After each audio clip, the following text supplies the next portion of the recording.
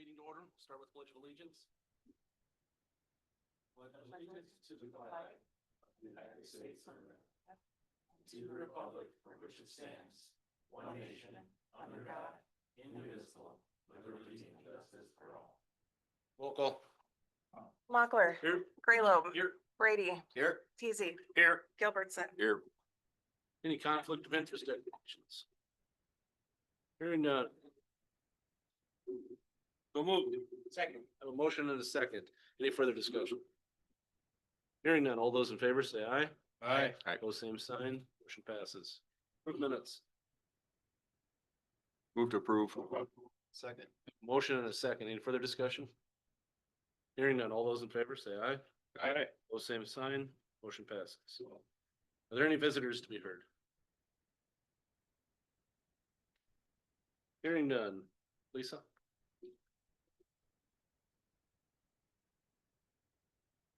It's a theme today. So. Thank you very much. I don't know if you've looked, but I'm really not asking for too much more than normal. The only thing I'm asking for more of is, for next year is for travel. That's because it's a Rapid City convention year, so that'll cost more, obviously, funding here tonight. And, deputy training, like training. That's really my. Everything else is pretty much the same.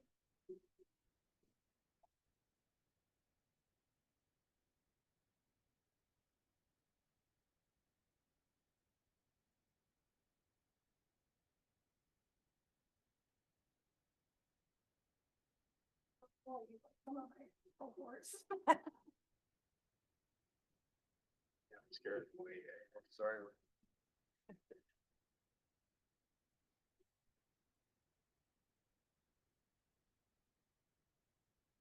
You know what meetings this one for? 22. Thank you. We're all scrambling over here. Yeah. So, There. Thanks, Glenn. Gotta have a cheat sheet. Yeah.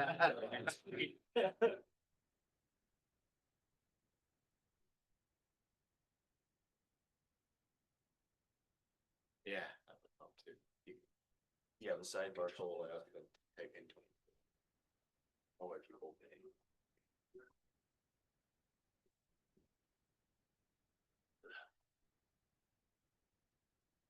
I like my copy. No, No, we got it now. Gotta adjust the eyes. Yeah. Finally. But I'll ask a question. That data processing, what's all involved there? Is that software? Yeah. Okay. Yeah. And that goes up all the time too? Yeah. It's my new software that I got a couple years ago, and it's gonna go up consistently for like 5 years, and then after that, I don't really know what's gonna happen, because they can't tell me yet. But That seems like something that's kind of woven through the budget this year is a lot of software expense. Who would you, Carrie, or you, Lisa, know kind of the map of which products are being used by which offices, which ones are new that are coming online and which aren't? Because I know there's some kind of crossover in a few areas, and we'll probably see it show up in a few different places in the budget. Yeah, Rhonda and I use T-Tech, and eventually that will interface with like Linnea's software, and Lisa uses Tryman. Okay, so, and Tryman is like is my recording software, okay, and that's standalone. Nobody else uses that in the building. okay. So But then I also use Tracker, and that's used by Linnea and Noah. Noah, yeah. But that has not changed price in a long time, and knock on wood, it doesn't, so. Okay. So, And then, I got really lucky with that, so. of course we have Paylocity, and then we have Assist, which will be the accounting software when we get converted fully over to that. That will interface with T-Tech, and Paylocity, and then Bossa Nova eventually will go away.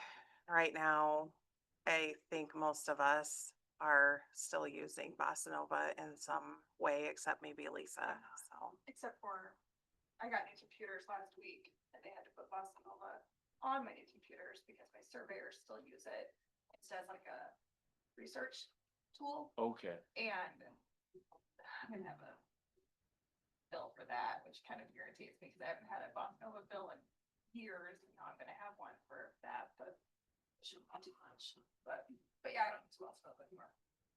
so, and so T-Tech is primarily That's our property tax software. property tax software, okay? And then the treasurer's office will use that, to receipt money in as well. Okay. And Triman is for recording deeds. Yeah. Tracklear, Checker. Yep. Tracker is Linnea and Noah, and that is, That's and you. mine. okay. I pay for that and then Linnea and Noah get to use it. I don't know if they pay anything. Yeah, they for it. pay a, Do they pay a small license fee. I think it's like $30 a month or And something. that's my indexing. So if somebody were to come into my office and look for deeds, they can, it's public, like. Okay. And then you can find all the documents. That allows people to find documents that are recorded through Triman. Yes. Okay, all right. And then Paylocity makes sense, payroll software. Assist is accounting software that's used countywide. My office will be using it Treasurer. and the treasurer's office will will eventually have a license for that too. They don't currently because we're not far enough into the conversion for them to need that yet, so. And Bossa Nova was doing, They were doing everything. And there's nothing out there now that does everything, so. Yeah, when we Yeah. got to Bossa Nova, we had to get a lot of different things. Yeah, So your insurance only went up 4%, is that right? insurance, like health insurance. Yeah. Yeah. it's the group insurance, that's all we're budgeting for is 4%. Mhm. Well, no, I budget for 10 because we won't know until February what Well, it's that's gonna I go up thought, for, but for her next budget, year. It's only showing a 4% increase over last year. Only for group group insurance? insurance. Some of them did go up or down according to whether somebody was on a family plan and then dropped to an individual. And I can't remember, I think Christina might have, she might have changed to an individual plan. So. When I figured those group insurance lines, I looked at who was on the plan, what kind of a plan they had. And then Okay. put them down for that plan for next year, the 10% increase.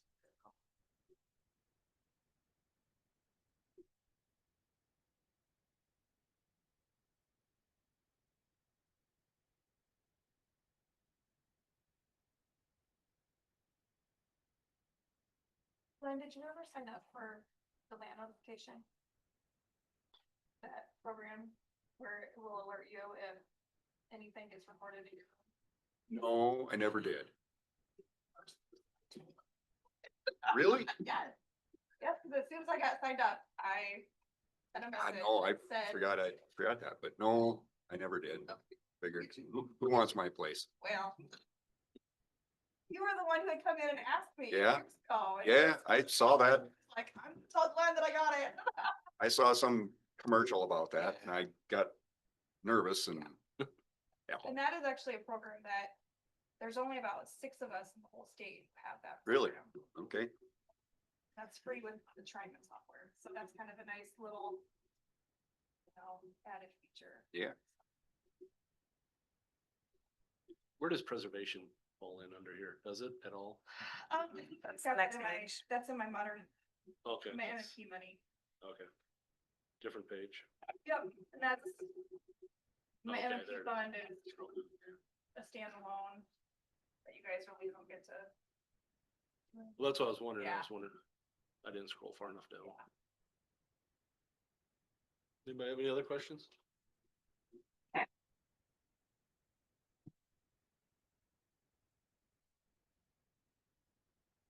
Thank you. Thank you very much. Noah down here yet? He's on Zoom. Oh, he's on Zoom.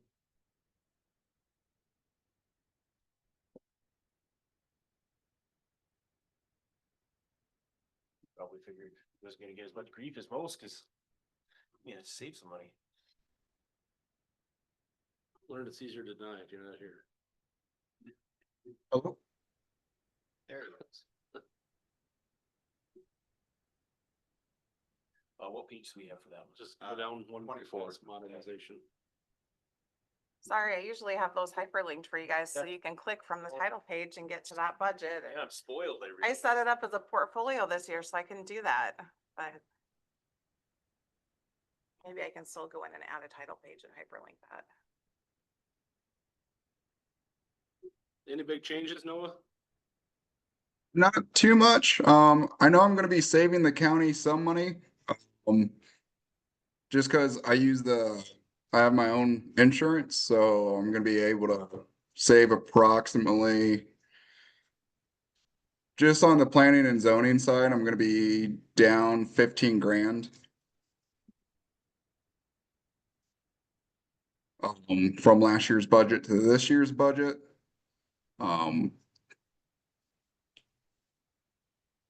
But then, I also, the increases I do have are gonna be coming from, the travel expenses, using the county vehicle. And then because I'm using the county vehicle, I only say it's fair that I add, oil changes and then, the wear and tear to whatever county vehicle I use. To the budget. Mainly, going to the nursing homes, driving around the county, checking for different permits and stuff along those lines. And then doing home visits, for the VA side as well. And then also conferences. I know there's a couple VA conferences that I'm trying to attend. A couple up in Sioux Falls, which isn't a big deal for travel. But I mean, there's a big one either next year or the year after that would be ideal to attend. But that one is paid half and half. Half of it would come from the county and then half of it would come from the VFW. But that one would be a train the trainer situation. So if we ever got, grew larger as a county, I could then train a person, to do that. And then on top of that, I also got two, work study interns from USD. So I gotta saved us a little bit of money there instead of hiring two people. And they're coming from the VA side. So they're gonna be able to work both sides. Great. Good job on that. But other than that, I mean, it's more or less just increase of cost of supplies, and then just conferences. I do wanna go to a planning and zoning conference. The one I found was over in Denver.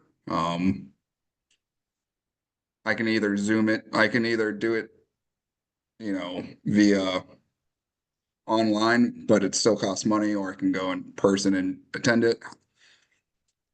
I think the attendance one is good because, you can actually Budget? pluck people's minds and get inputs from what people think. Did you put that in your budget, Noah?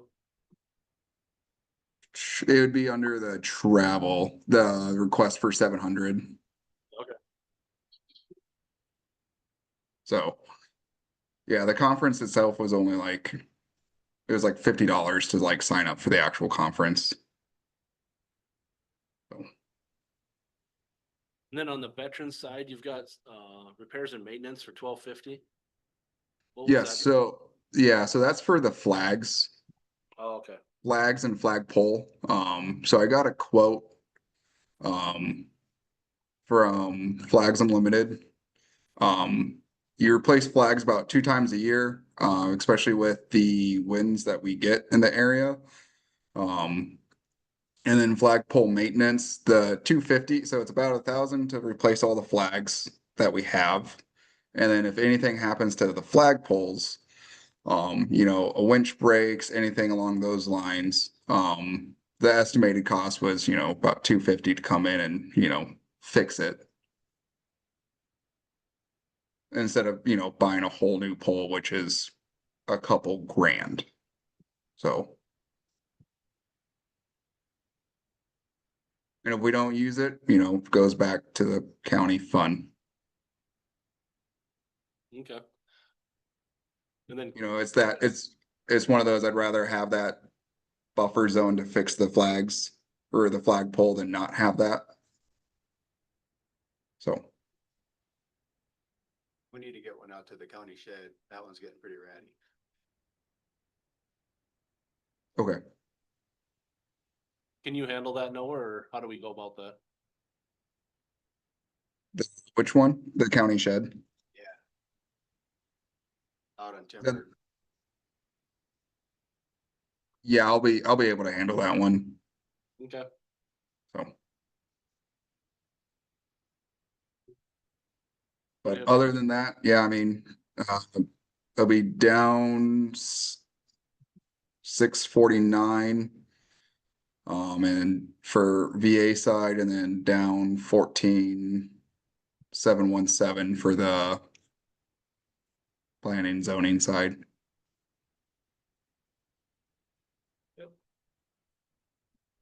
Good job on the nice tight budget.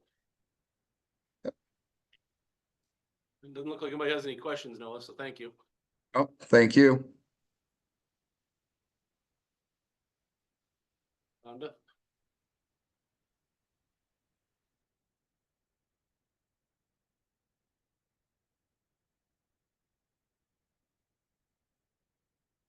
Morning.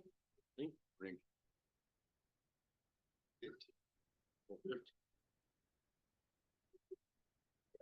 Whoever has it, just yell it out whenever we get the next one. Yep. Y'all there? Yep. Okay. I don't have any real big changes in my budget. I'm kind of status quo. I am increasing my data processing a little bit due to, I'm gonna be purchasing the new bank software. And I have to buy licenses, so you know how that goes. And then, of course, I increased my publishing by a little bit just because the prices have gone up and I am required to publish certain things and every one of them is costly.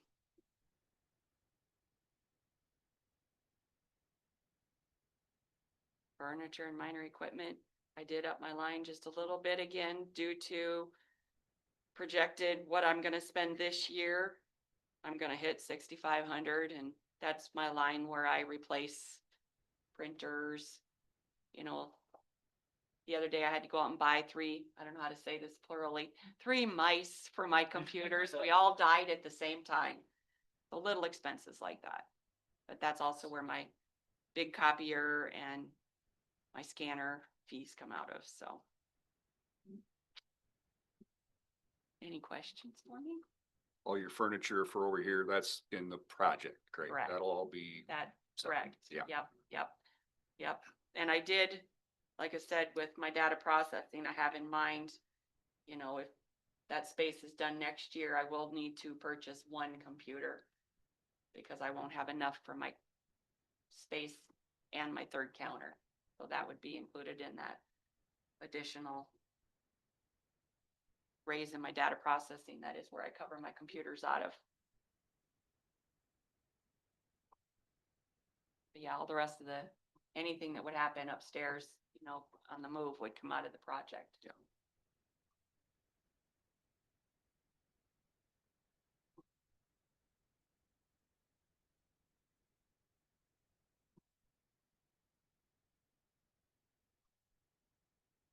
The good news. I think I might have told this to Carrie. With that title fee, the extra $50 in our title fees. So that line in our general ledger from January 1st until June 30th brought in $92,990. So that goes into our general fund. And that's reflected over the revenue side here. And projections based on that as well. So that's a nice little bonus.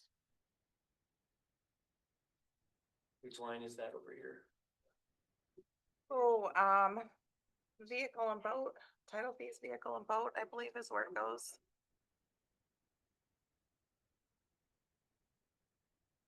Our admin fee at this point was $33,000. So I mean, it's not. Every little bit helps. That's how I look at it. So you can thank my gals in the office because they really bust to get this work done so that they can bring in that money.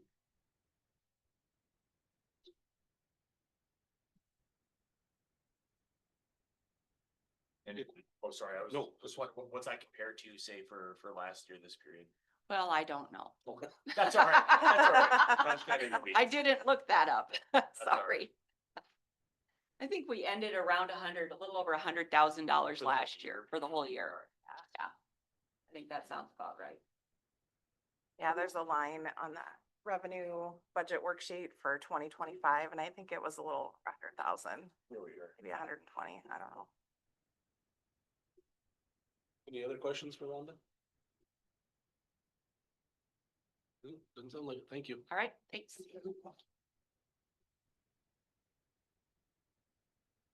Andy?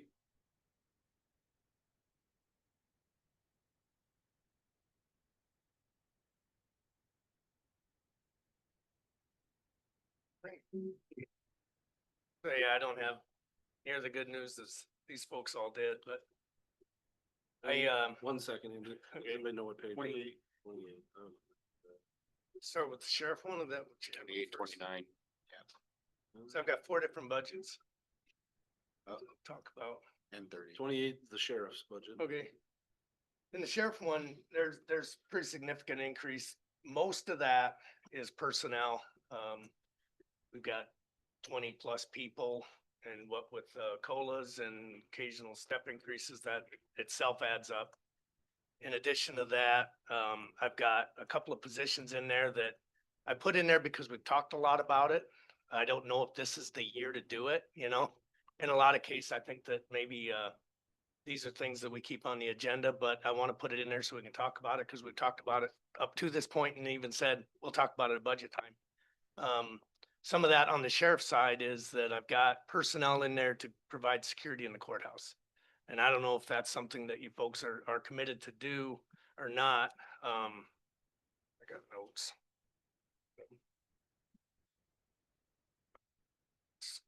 There it is. I anticipate to do that will be at the high end, about $128,000. And that's because And that's 1 or 2 positions. that's 2 positions. I figured the worst case would be that I hire 2 deputies, they'd be sworn deputies, equipped for the road, and then that become a duty of day shift. That I'd have to backfill day shift and make sure that we always have somebody in the courthouse and always have people available for calls. So worst case is that I would have these 2 deputies. Now, if we hire entry-level guys and put them in there, you're gonna certify them, lose them. And so we'll have to rotate them through the duties or we're never gonna keep them here. My preference would be that we hire guys, not entry level, but exit level. This is what you see in Lincoln County and Minnehaha County where they've got courthouse security, and these are almost always retired cops. Or cops taking their Class B pension, working it as a Class A position. They don't work the road. And I'm not gonna say they pay them less. They probably have to pay them pretty good to get them to come and do this. But they're drawing a Class A pension, maybe get some benefits. My preference beyond that would be actually some part-timers that do it, maybe 3 part-timers that would do it and we don't benefit them. They wouldn't be drawing a retirement. Problem is, those people don't exist here in Clay County. They're just not here. And I don't know if we get people to commute in from other towns. In Sioux Falls and Lincoln County, it's all but one and the same. They've got a lot of retired troopers, retired city officers, and retired deputies up there that are relatively young. Here, we kind of use them all up pretty good before we let them out the door. And so they don't want to do it anymore. And so yeah. So I don't know. So that's why I budgeted for worst case, and worst case being at most expensive. I don't think it's a bad thing. That means equipment though, to do that. And that's why my vehicle budget went up a bit. Vehicle budget mainly went up because to do that, we're scheduled to do, we budget for a car and a half a year. And 1 year we'll do 1 car, 1 year we'll do 2 cars. Next year is a 2-car year. This year was supposed to be a 2-car year, but we were looking at cuts last year, so we kind of held it down. And so next year would be a 2-car year. And I would just keep cars and not rotate them out. But I would need to buy some equipment for those cars because I wouldn't have stuff coming out of old cars. So I would have some, if we decided this wasn't the year to provide courthouse security, then, I would be able to shave some out of the personnel and the vehicle line. But I guess I don't think that that's my decision. I guess I would have to say I'd recommend that we do it. Staff has asked me for it, but it's your decision whether or not it's something you want to fund. One additional position that I have in is a part-time receptionist. I've had that position, probably almost as long as I've been sheriff. I gave it up a few years ago somewhat in that I transferred that over to the jail, and Tiffany Husby, my jail administrator. I was able to move her off the schedule, so she wasn't actually managing inmates, and instead she was managing the jail. The trade-off would be that she would backfill my reception position when that person was gone, lunch breaks and things like that. When Tiffany retired, brought Dawn in, knowing we're going into the new jail, it's a larger jail, it's gonna be more hands-on. For administration, I didn't even bother training her to do Sarah's work, when Sarah was gone.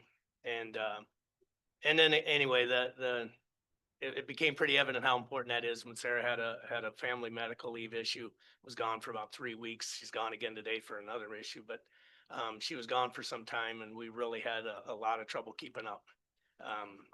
So we're keeping up with her work in addition to just covering the front desk.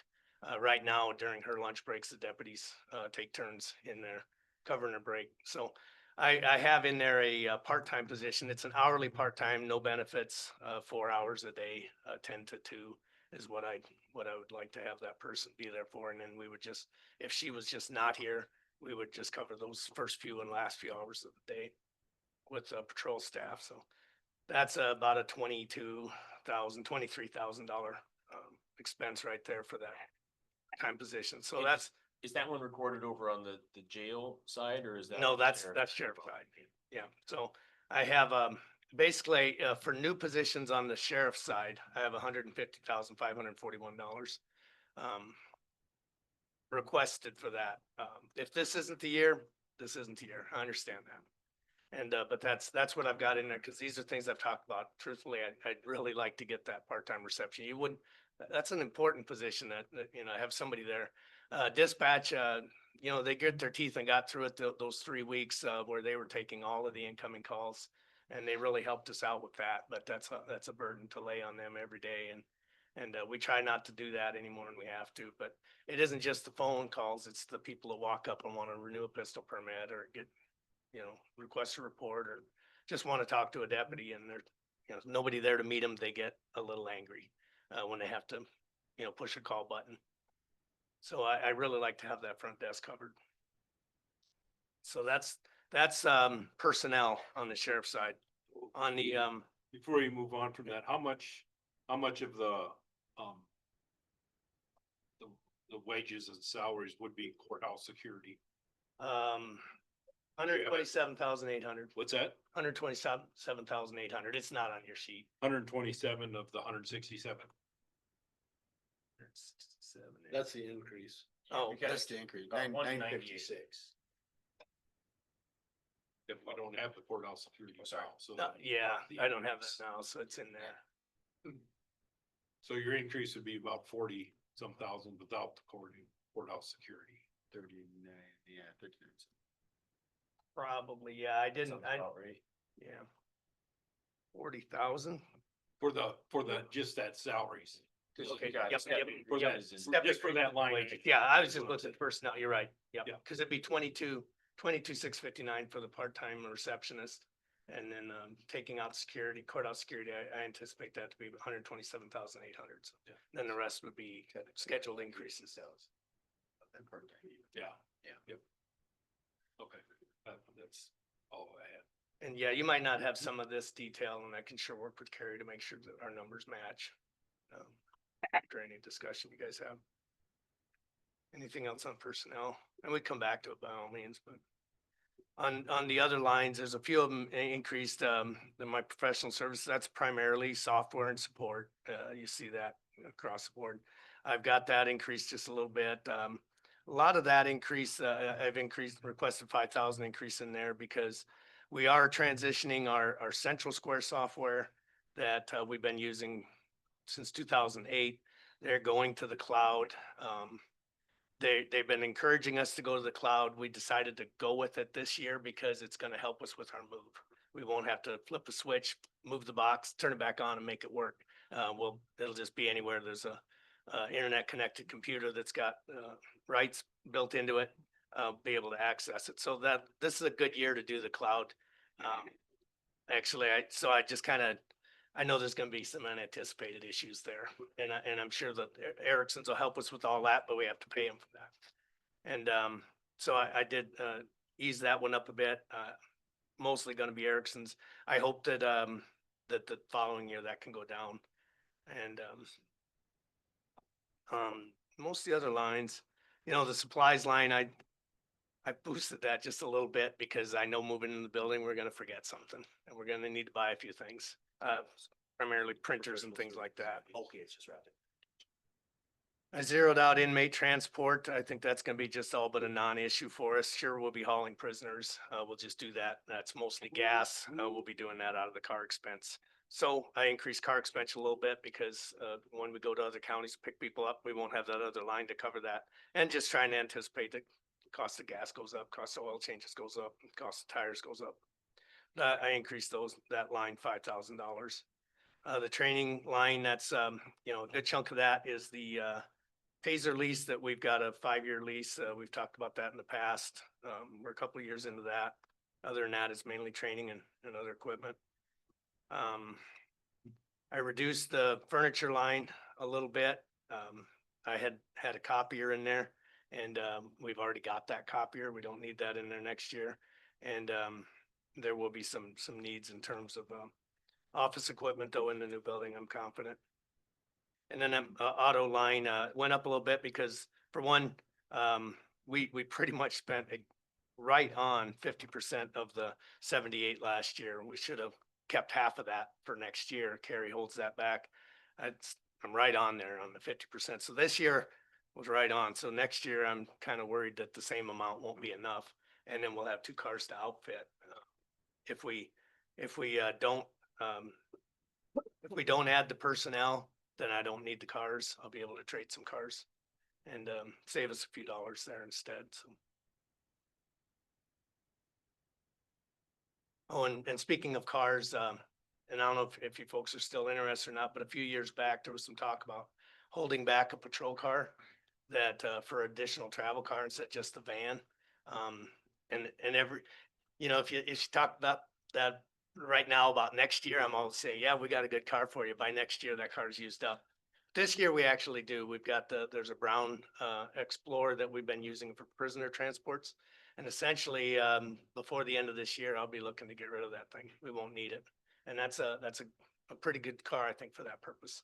It's a 2013. It's, been around a while, but it's hasn't had heavy duty use. So that's something we can talk about when the time comes to surplus that car. But I thought I might mention that. And seeing then the equipment out of that, I would hold and put into a new car next year if we add vehicles. So I only need to equip one more car in terms of buying a radio and things like that. What's the ballpark number to do that? Equip? About 10,000 for Wow. for purchase of equipment and installations. Okay. $10,000. Okay. We try to use as much as we can from the old cars when they go out. Sometimes it's heartbreaking when the stuff, well, we feel like, wow, it's new. It's only been used once. Well, it's been used in one car for 8 years. It's not exactly new, but back, Dave remembers these days when we take stuff from car to car to car, maybe use it in 5 or 6 different patrol cars and modify it and bend it and, grind it and make them work. But they just don't do that anymore. The manufacturers of that car equipment got real smart and they customize it to that year and model of car. And so it just doesn't work in the car, 8 years later when we replace them. We generally keep a car a good 8 years now. we were working towards 6. This was Travis's idea, actually, is going a year, this, car and a half to, so we could rotate him out in 6 years, and then we added cars because of the transports. And so we're working our way back down in the number of cars if we can. We'll get rid of that one. Any other thoughts on the sheriff's budget? No, if you want to move on to the jail one. I don't know what page you're looking at. Just 29, Next yeah, page. it's 29. So in the jail one, a good chunk, well, the lion's share of that is a major increase besides scheduled step increases and COLA. We've added positions. We talked about that a few months ago or meetings ago. I don't remember how long ago it's been. We were gonna increase our full timers to staff the new jail. That's where the lion's share of that is. I do have one position increase in addition to that. And again, this might not be the year for it, but it's something I've talked about for a lot of years. And I know Jeff has asked about it here, even recently. And I said, well, we'll talk about it budget time.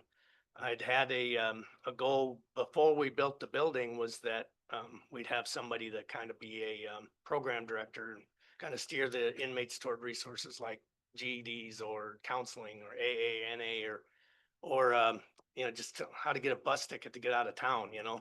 And so sometimes we just walk people out the door and you know that we're gonna be seeing them again. We had that happen yesterday. We didn't let it happen, but we had a guy that was about to go out the door in his underwear and a bathrobe. We didn't let that happen. So staff can do it. You know, the current staff can do it. Maybe this isn't the year to do it, but I'd hoped. My goal was to get a grant for this and Michael and I had kind of looked into the same grant for positions that we'd hoped to get. It was a BJA grant that if you click on the link, the link's dead. There's nothing there. So page not found. That grant doesn't exist. And so I wasn't able to apply for it.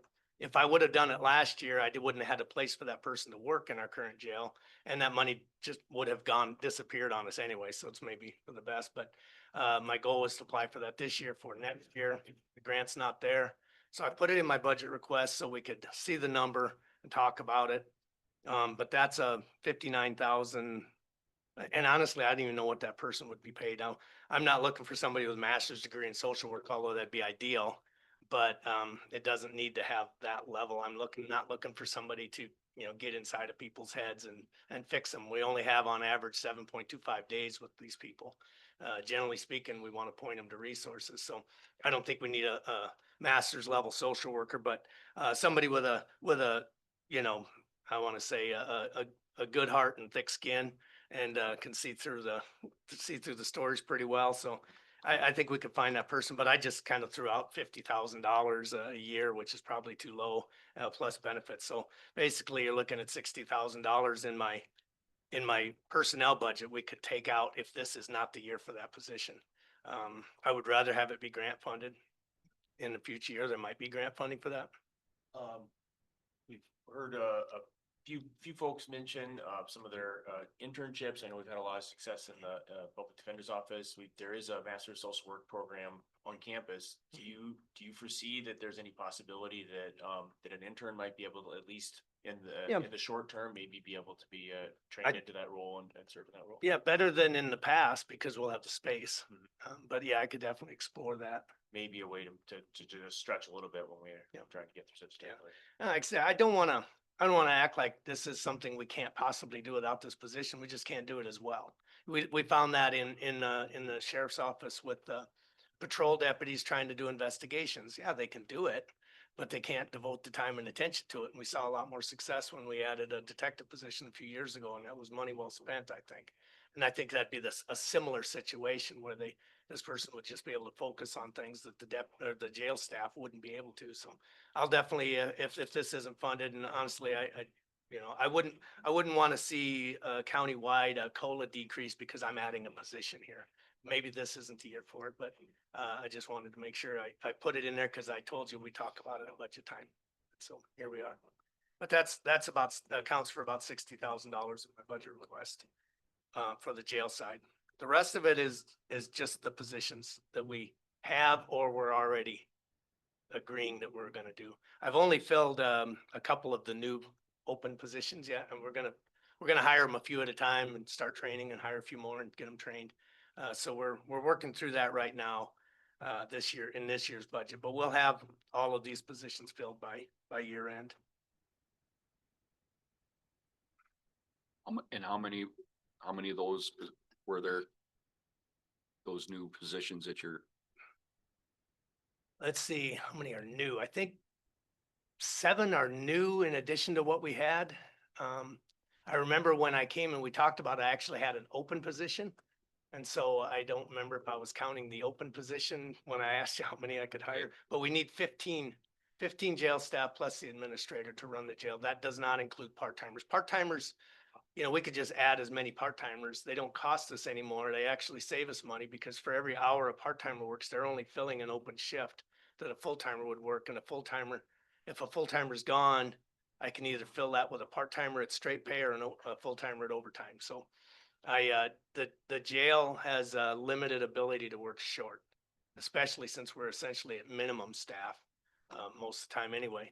The deputies, they can go home and be on call, or they can, right now I'm here and the only 2 deputies are in court, so we just work short. The jail can't work short. So we have to fill those positions. I'd rather fill them with part-timers. So our schedule in the new jail is built on 15 people, not counting part-timers. Part-timers are just there to fill in. So I've got 2 part-timers on staff to help backfill that. Where the expense comes to adding them is gonna be on liability insurance for the additional workman's comp, insurance. So. And at 15 employees, what jail population can that support? There's a certain point where having more inmates. requires Yeah, additional I staff. think we can manage it. We don't want our jail population to exceed 80%. So I mean, I guess math in my head, I'm always thinking 40. I Yeah, want to try to stay around 40. This weighed into our decision on the jail meal vendors and whether or not if we consistently exceed 40, we can get cheaper jail meals, but then we're kind of maxing out other places. Ideally, we stay around 40 to 45, for revenue. I don't want to be low. I haven't got into revenue yet, but I don't want to run half full or anything like that. And I remember a couple years ago discussing, the need for the new facility. And at that time, I think you were thinking that we're housing about 10 to 15 of our own prisoners most of the time. Is that about? We the were normal place getting on 20 plus. Okay. We for actually Sutherland hit County. 30 at one point. Before the first bond failed, we actually hit 30, and that was during the study period, I believe. Okay. We were just running full, and Well, right. Over full. Yeah, When you say considerably. 80%, I think we're running 110. Yeah, and then some. Yeah, but right now we've been running in the neighborhood in mid-teens. Mid-teens. Yep. And that seems to be pretty consistent these days. And, but yeah, my goal financially is to board 20 inmates on top of ours, by the end of this year. And that's what I'm shooting for. If we can go a few higher than that, I think we can manage that. And once you get over that, the only way we're able to go a few higher is if they're the right inmate, sentence, nonviolent, male, or sentence, nonviolent female. I can bring in a few more if they fill the empty bed in the pot. Just saying, well, let's get 5 more inmates doesn't really work when you're running that full. So, having 20 inmates, from other counties or federal inmates, should produce us about $660,000. I think I gave some numbers to Carrie and now I'm pulling them out of my head. But I think we're looking at, just under $650,000 to $700,000 in revenue if I can get 20 inmates from other counties. My hope is I can get other counties inmates rather than federal inmates, but the federal inmates are out there. The reason I hesitate is because federal contracts are a little bit more difficult to manage. They do have requirements in the jail that I believe that we designed a jail that will meet them. And but they might come in and we might have found something that they want us to do that I hope wouldn't cost any money. But the other counties, I know I've talked to other sheriffs that are looking for beds, so I'm hoping we can do that with other county inmates. And do we know what our nightly boarding rate's gonna be? And is it one rate or are we gonna negotiate? Most sheriffs these days, they don't negotiate. They just tell you what their cost is gonna be. As we've seen these contracts come in front of us. Right now, our boarding rate is $80. And I'd sure come meet with you folks and we talk about a boarding rate in the new jail. Whether we do that January 1 or we just, finish out this year at the 80. That seems lower than anything that we're getting charged Yeah, by about $20. Yep. Well, And, that's Minnehaha. Minnehaha Union County's and- 107, Yankton's 105, Union is 85. Union's 85. Union's 85. I mean, And so I was gonna recommend, once we're in the new jail, whether we do it, when we move or, January 1, like we usually do, that we set our rate in the 90 or 95 range. And I think that'd be fairly competitive. If we're gonna get up to 100, 105, then we're just not gonna give anybody an incentive to come here. If we want, ideally, I'd like to see, one of the other counties saving, $10 or $15 a day, times 20 inmates. And we benefit from, everybody benefits from that. So that's talking about revenue, at least, for what it's worth, even with these big giant, staffing increases I've got, the revenue should even out. As long as I can get 20 inmates, but Oh, and what is the federal rate? They tell you their. they rate, tell right? you, yeah, What is their rate? depends. It just case they're like. They'll come in and assess your facility, assess your staffing costs, and they'll tell you what they'll pay per day. And then you do have the right to say. Oh, yeah. Well, no, thank Yeah, you. it's negotiable. That 650 to 700, that you said with 20 extra? That's a 20. 20 on top of ours. Okay, And so, that's and saying we have 20. what's that? That's saying we have 20. That's I mean, presuming, yeah. See, if we're holding at 15, then I can easily add 5 more Right. and still not be over 40.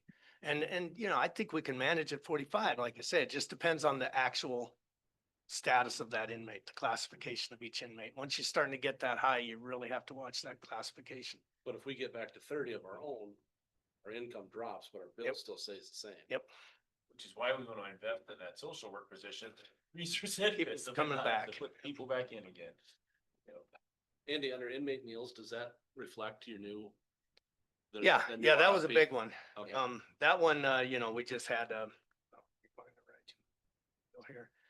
The inmate meals, we had 30,000 this year, but I'm at 260 next year. Right. And that's because we have to feed those folks. I need spending authority to do it, that we'll Right. recover that. That's part of the per diem. But, I need to have a budget to pay for. But you've got your RFPs. That's what I was wondering if that number reflects that RFP number. Yes. Okay. Yeah, I didn't give her that until after we had that number. Oh, okay. 'Cause that wasn't quite sure at the time. That's why you got it so late. Okay. I was probably the last one when I handed it to Carrie, so I was holding up the whole thing, but I wanted that number and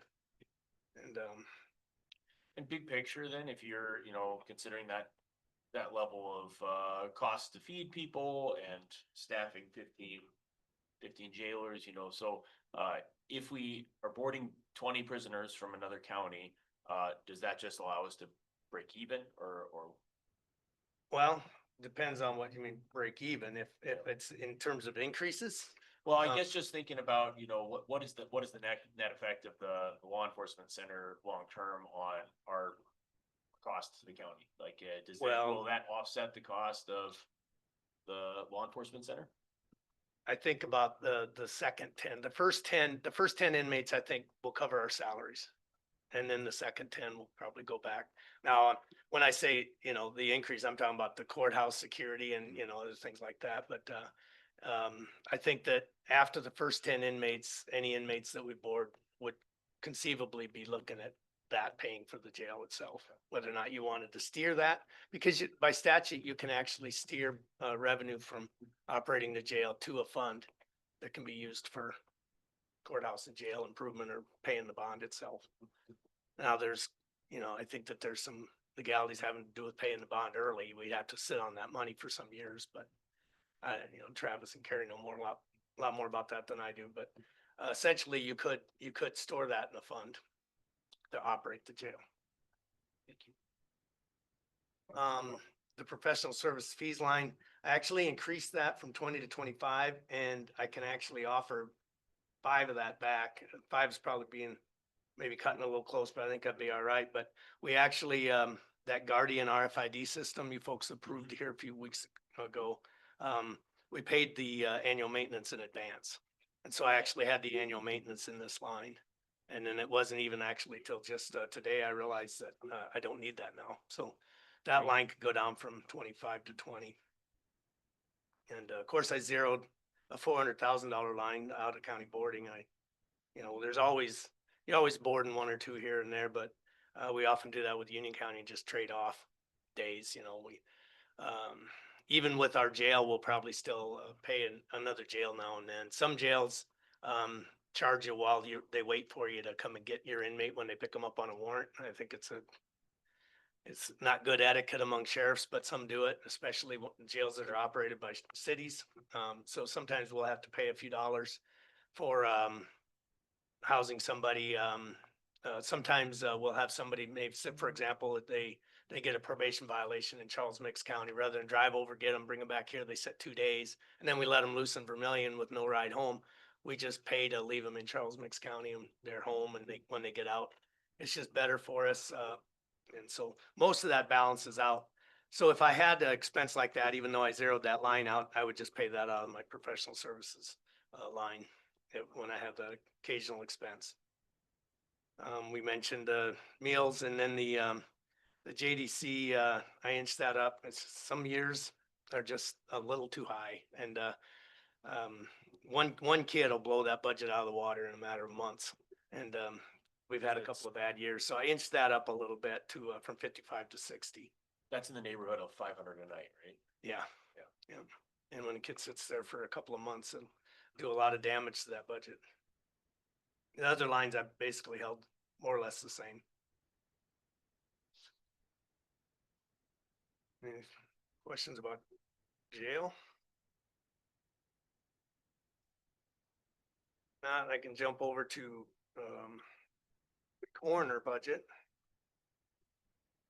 That one, pretty easy because I left everything the same. So over the past few years, it seemed like we had seemed like a need to add one autopsy a year. No matter how many autopsies we had the last year, we had one more the next year. But I think we kind of found a good number there. And at 17,500 for autopsies, I think that we've been consistent there, and I think that that's enough. I wouldn't ask for any more there. So I don't have any increases for coroner budget, other than if you have questions about what those lines are for. So,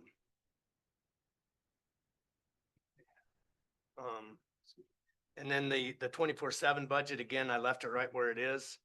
There might be some issues there with the, we get a staffing grant every year that's actually excess state revenue that, we send a portion of the fees every month to the state, and they operate the 24/7 program on their end with that. They always have a little extra, and then so they grant that back to the county to help offset your staffing when the county's picking up the staffing costs. And so we've been kind of looking and seeing that might be coming down a little bit. It's usually $10,000 a year. This year, I wanted to say it was a little less than that. And it might be even less. But I have a line for that. In the end, the county jailers just do the work, and we'd end up paying it anyway if there's not money in there for that. And if you look at the line for this year, why it looks like we've had no expense for salary for 24/7 this year. It's a simple thing is we switched to Paylocity in February, and it wasn't until just a few weeks ago looking at that I realized that we never figured out a way to pay. Oh. For I never talked to Carrie. She could probably do it in her sleep, but I never talked to her about how to go ahead and we'll make sure the 24/7 program's picking up its share of the burden for staffing for the rest of this year. Generally, what I do is I pay 100 jailer hours a month from the 24/7 program. But it's the jailers it's just that many hours a month they step away from their regular jail duties and do 24/7. I don't see that changing in the future either. So just to make sure I've got that right, so the 24/7, this is the program where people come and they check in and verify that they're not intoxicated essentially, and they pay a daily rate for that. Does that help keep people out of the jail? That's Those yeah, people be in the that's what jail it's otherwise? about. Yeah. Okay, so we got some savings there, and then that rate, all of that goes directly to the state and then the state reimburses us, or we keep it and we return a portion? No, to the we state? keep most of it that we keep most of it, receive. Just give that Um, 20%. or yeah, 10%. And the state gets, I think if I remember how this works, they go on the program, they pay, $2 a day to us Okay, to blow in the PBT. It's a bucket test. But they pay $1 a day to the state for the first 30 days and then that stops. And then, and we remit that to the state.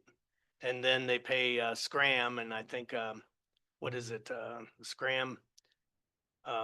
State get $1 or do we get the dollar? I don't remember.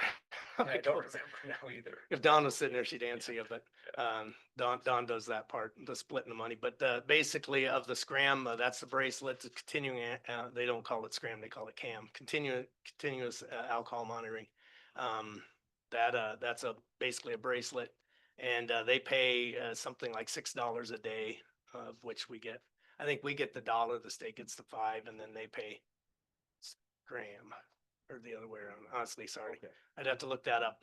Anyway, but we send that to the state. So we send the state about $2,000 a month for the fees that we collect for the 24/7 program that's payable to the state. So we collect it all and send them that much. And then at the end of the year, they're sitting on essentially a surplus. Those funds can only be used by statute for the 24/7 program. And so they have to give them back to the counties because they're not spending it all. So they give it back to the counties to offset the staffing costs, which is usually where the counties are picking up the burden. Generally, we pay for the PBT tubes out of 24/7. That's where you see supplies. If we have to fix a PBT, we have repairs and travel we pay for when we send them to the trainings, things like that. And so we that all covers that, but usually the program falls short in covering the staffing. And so they try to get back some to offset that. Now this money does not come from the general fund. So this, what do I got? $58,850. I was just wondering that. Yeah, it's fully funded by the program. Okay. If it's short of funding, the county picks up the difference, although you probably don't notice it because it's just the jailers doing, they're on shift and then, what happens is that I just don't get the reimbursement from the program Okay. for those wages. So that 58,850 is not gonna come from the general fund, at least so. If you guys are talking opt-outs or anything like that to make the budget, this isn't gonna be a part of that. Or maybe it has to be carried, no better, but at least that money, it's a self-supporting program for the most part. That's what I was wondering about, because I thought that was one of the shaded lines that it usually is. The idea is that you had mentioned keeping people out of jail. The whole purpose is that they're either out on bond on a condition that they participate in programs, stay sober. It might be a sentencing or a probation requirement. When they violate, they come in and if they fail the test, then they go to jail by the judge's orders for first time so many hours, second time so many hours, and so many times. Then eventually they go back in front of the judge. Judge tells them to behave themselves and do better, and they come and and so sometimes they do better and sometimes they don't. And sometimes they just come to jail and tell us that they're violating the program so they can get a dry bed. So,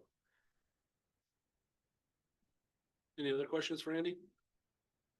Hearing none, thanks. you bet. Thanks, Andy. Yeah, if you want to talk about those other positions or anything, let me know. You'll be around. Cause I'd asked for a executive session at the end. Are we online for that? We've got executive session. Okay. We just need. Yeah, to do it, I sent you and Carrie an email asking to come back and talk to you executive session about Oh, contract stuff. okay. So I'll stick I around. haven't seen it yet. It's fine. Does anybody have a problem if we skip to Corey and get him out of here? I'm fine with that. Cause I think the highway one's gonna take a little bit. Yeah, are you okay with that, Brett? No. This will be quick. It's on 57. Thank you. Now, my budget is basically the same as last year, except no machinery this year at all, so. So there isn't a whole lot of change on it.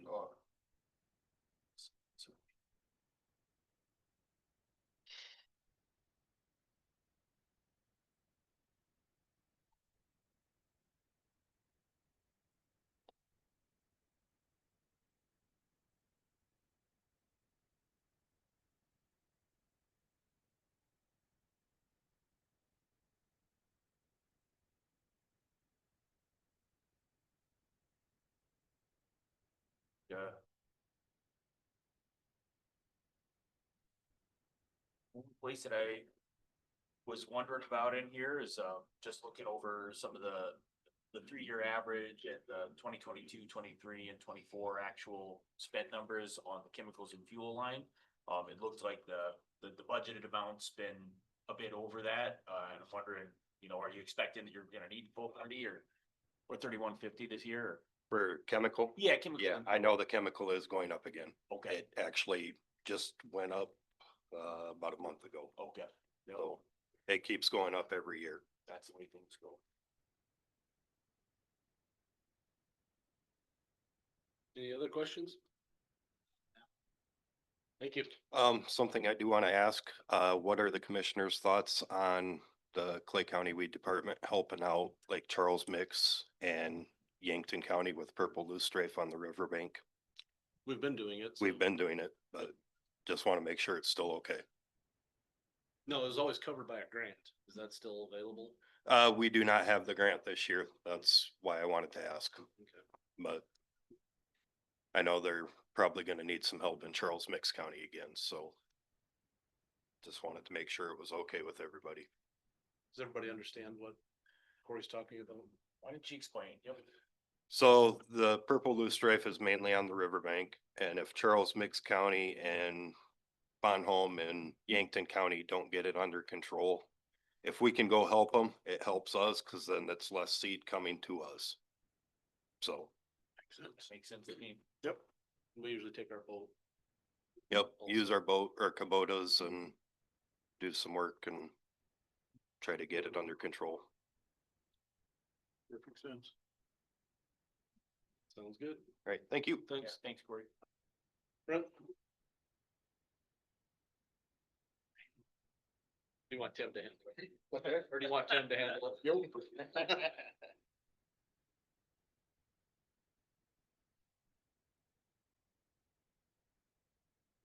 Start with the 5-year plan. Okay. Oh.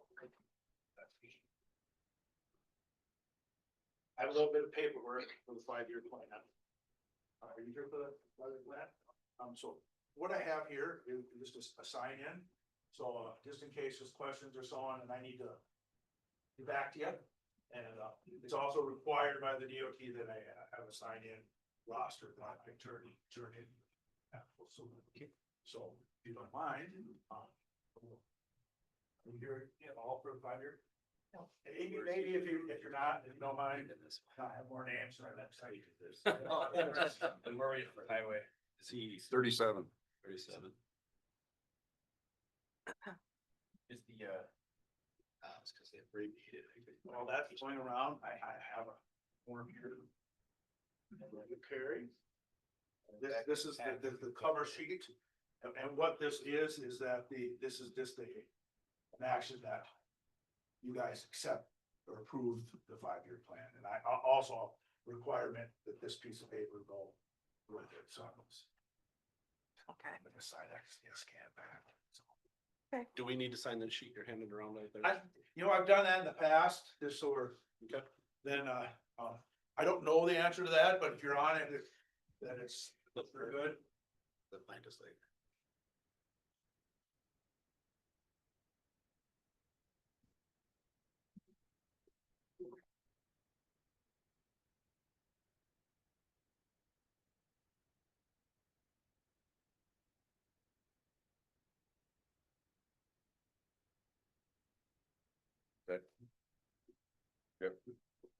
So,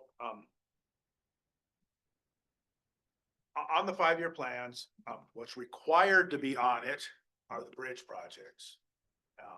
That's just the rule. If we're gonna apply for any kind of the DOT's program, those projects have to be on the 5-year plan. We do add some of the ones that we know about, I think we added some chip seals and some, the normal ongoing ones that Brent does every year. So that's on the 5-year plan too. So you notice as we get out into year 4 and 5, there's not much on there. And that's normal. We don't know, we do your bridge inspections, and then usually what happens is then from that, we decide if we need to move some around and do some things. And our last bridge inspections, we identified a few of them. Put on there. We got a couple that we're looking at, and this will be next August. To what we call big PE, that's when we would start the bridge hydraulic study. So there's a couple of them that we had looked at. Otherwise, what we're looking at are some rehab projects. That we identified. One of them is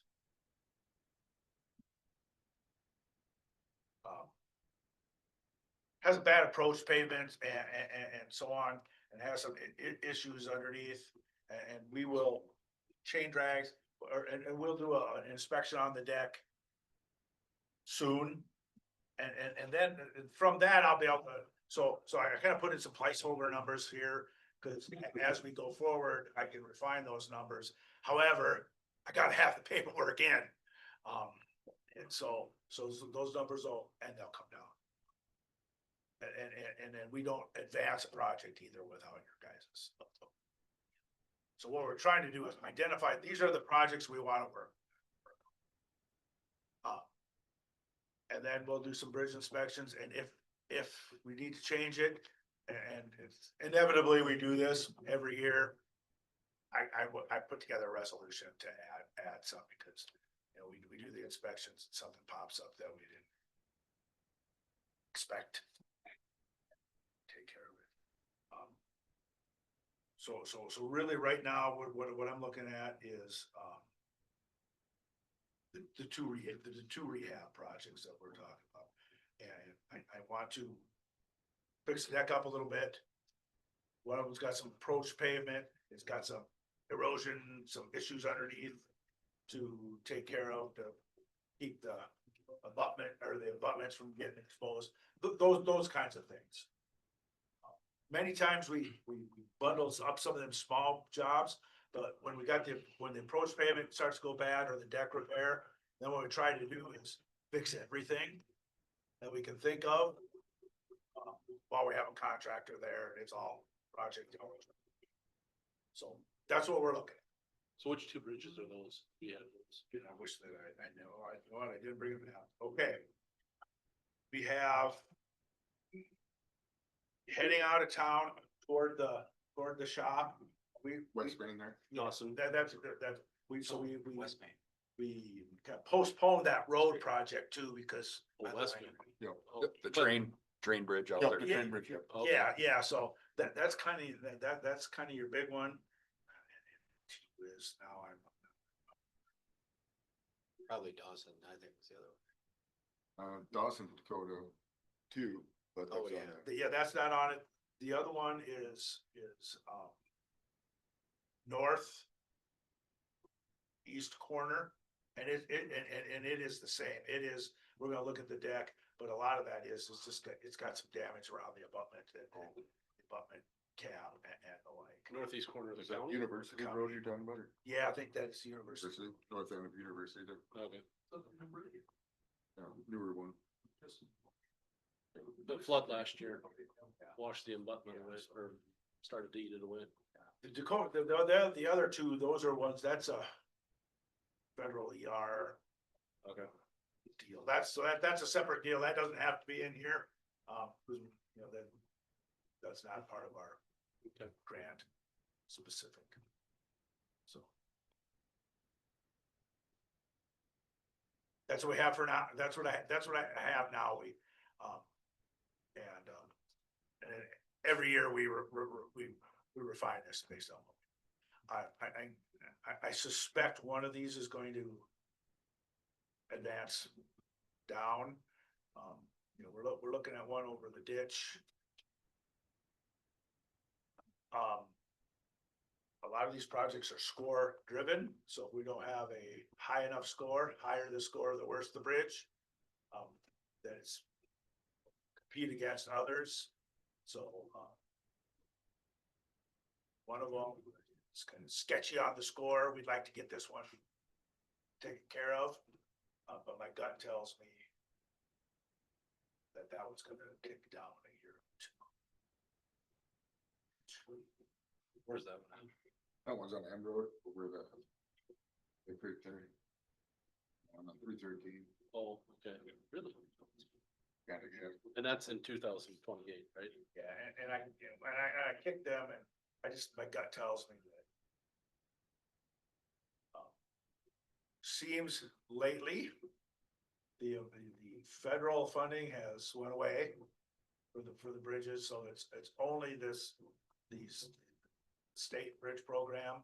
So the demand for the state bridge program went up amongst the other counties who were competing against for this money. It's all, like I say, it's based on a score. It receives a score kind of based on the assessment that either Vanessa or I give them. And there's a few other things we could do to boost our scores There is. countywide, right? And There is. And when we get closer, you can up your match. Okay. Which I am of the opinion you don't get a very big boost in point, but sometimes a point or two moves you way up the list. Unfortunately, I never know that until we send them in, and then I don't know what everyone else is applying for or what their scores are until it's over. So I kind of have to base on previous years, but many times a point to a point and a half might move you up 6-8 spots in the list. So a way to do that would be instead of 80-20, you could go 70-30. You get 3.33 points. Another way, here's what I see, and I struggle with this one. We'll talk about that when we get close to these, whether it's worth it or not, after we get the hydraulics done. Is what they call bid ready. So, DOT will give you 10 points if the project is bid ready. But bid ready means plans are done, 404 permits done, the easements are signed, and the utilities are all coordinated with before you apply. That's where you get the big points. I don't like this because it's just a race to the bottom, but that's how the DOT does it. So, there are a few counties out there that see a bridge is getting 60 points and it's an 80-20. They took one from 40 to 60, and most of the ones that we're looking at are in the 48 to 50 and a half range when we apply. So that puts that not very bad shaped bridge number one on the list, and I hate that. Especially for the counties that can afford to go pay for all the engineering There work it up is. front. There it is. If you're Minnehaha County, you can do that. Yeah. Clay County is nice. That's. And then I felt like I remember reading something in the comprehensive plan about some modifications to some of our fee structures, or wheel taxes or something like that. I think that we had made some steps in that direction, like we had not had a wheel tax and then You have to have a wheel tax, which you have the $5. What's your wheel tax? we've got. Four. Four. Okay, you could get more points if you went to 5. Okay. So at 4 points, you're 8, and so you can get another couple points if you win. How long have we been at 4 for? Since we adopted it, Which was 8 years ago? yeah, 8-9 years ago. Union County is also. Everyone else I work with is at 5. and it cap, I mean, we also generally cap out at a certain number of wheels too, right? So. Yeah, I think a lot of counties do that. That's not figured into the, Yeah, if it's $5 per wheel. And there's no stipulations on the. suppose if you cap it, you end up putting more of the burden on the four-wheelers that probably aren't wearing out the road so much, but yeah. Right, so, but that's a requirement. If you don't have a wheel tax, you cannot not Participate. be in the DOTs. And that isn't a huge bin, it's like 1 point or something, or. Yeah, I think gosh, I just looking at it. You get 0 to 5, so you get 1 more point, you raise the. Point to point, they all add up, however, you know, some of that is. You're in there now, Maybe a little more revenue too, but I remember looking into it a couple of years ago and it wasn't much. yeah, that I do not. Jeffrey, looks like from statute, it looks like it's $60 per vehicle is the maximum. Oh, okay. There, Five- that's it then. So that's what the cap comes from. Right. Yep. Thank you. And it seems to me, because, you know, I work for a number of counties that most counties have some. Cap. But that's not strictly. $4, 4 points, $5, 5 points.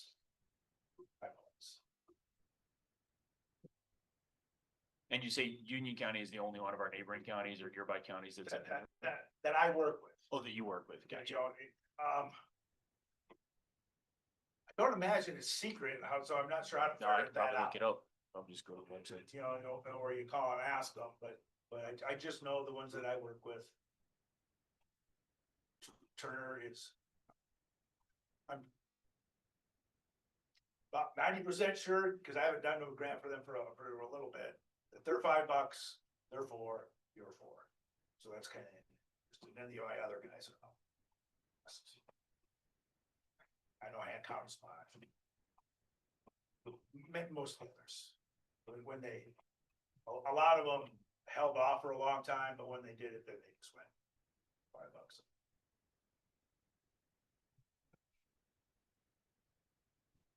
Actually, Travis, it's been 10 years. Been that long. Yeah.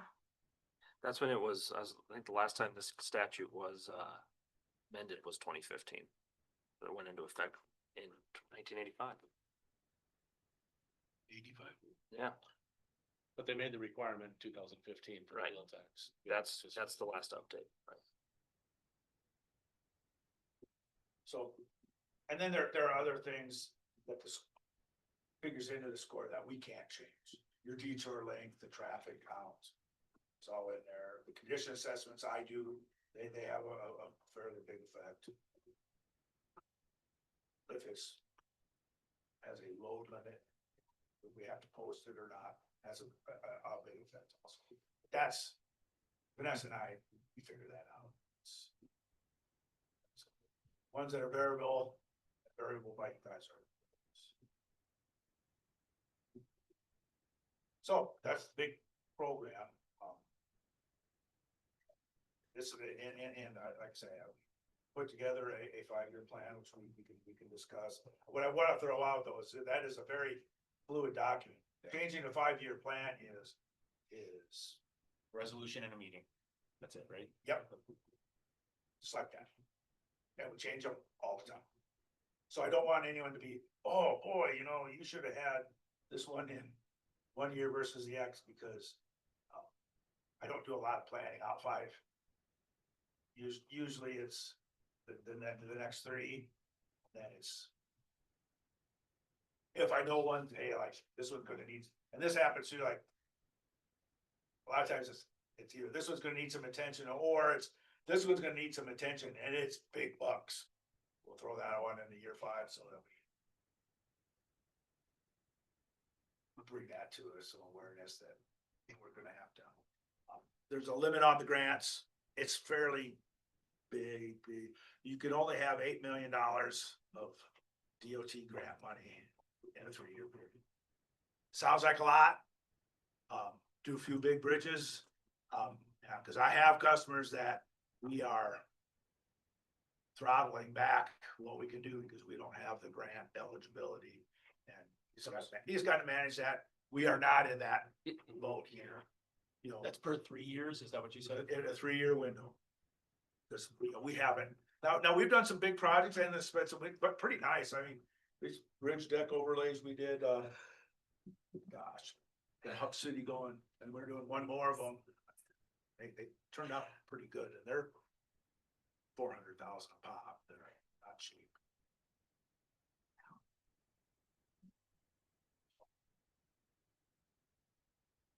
Any other questions? I will entertain a motion to accept the 5-year plan. So moved. Second. I have a motion and a second. Any further discussion? Why does that affect us on our, when we filled out that 5-year plan, is that? Oh, okay. I explained why we were invited. Here's why you're invited. DOT says we must invite, you know, it's not that we don't want you to come. However, I know most, and this is not, this happens on everyone that we do, is you're wondering about the, Reef. the REAP grants, the rural, whatever, Access small infrastructure. structure grants. No, if you do a 5-year plan, that is not required, I haven't been putting the township's 5-year plans in here, because they're so. And I as of usually right, don't know them by the time I gotta send this. as I of right, don't have a good feedback that Reef was. I don't believe it was It didn't funded. get funded. I don't think he got funded on it. It, So, it got funded $100 to keep it alive to next year. so that kicked out. Would So, only be worse. yeah, so we invite you because we want to make sure that you're able to come. Address the. So. You're gonna get another letter next year again, just like this one. So you can do a couple things, you can come to the meeting, or send a letter, writing, and we will. Have guaranteed response that's required by the rules, and we would, anyway, but, you know, people, I can't come, but in writing something. Study it. That's the deal with it.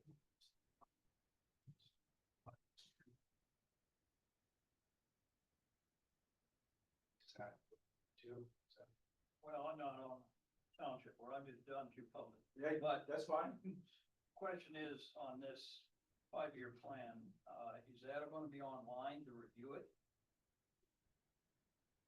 I don't put it online, but, do we have a, We can.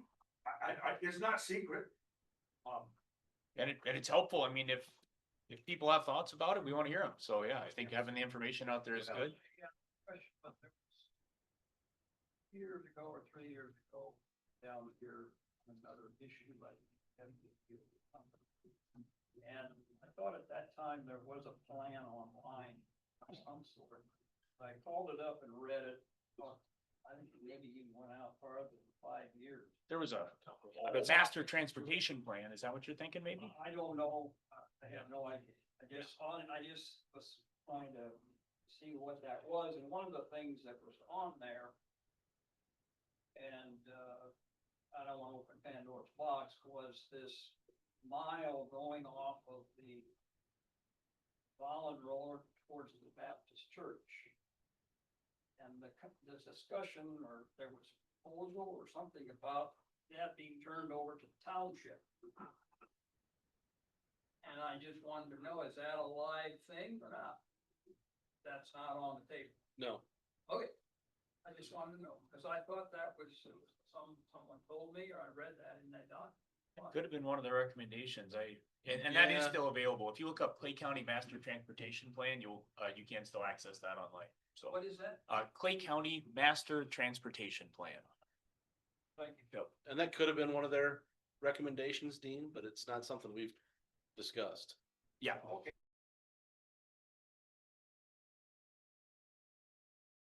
Your township has bought asphalt equipment, it's gonna be tough to maintain. That would be my position anyway. It'd be tough to turn that over. You could always take it over and pay us to maintain it. We'd be happy to. I guess maybe you're gonna address the other issue that I would have on a landowner. Which is on that bridge going east of Ellsworth Baptist Church, and maybe you're gonna address this Not today. now today. I've been waiting for your township to get back to me.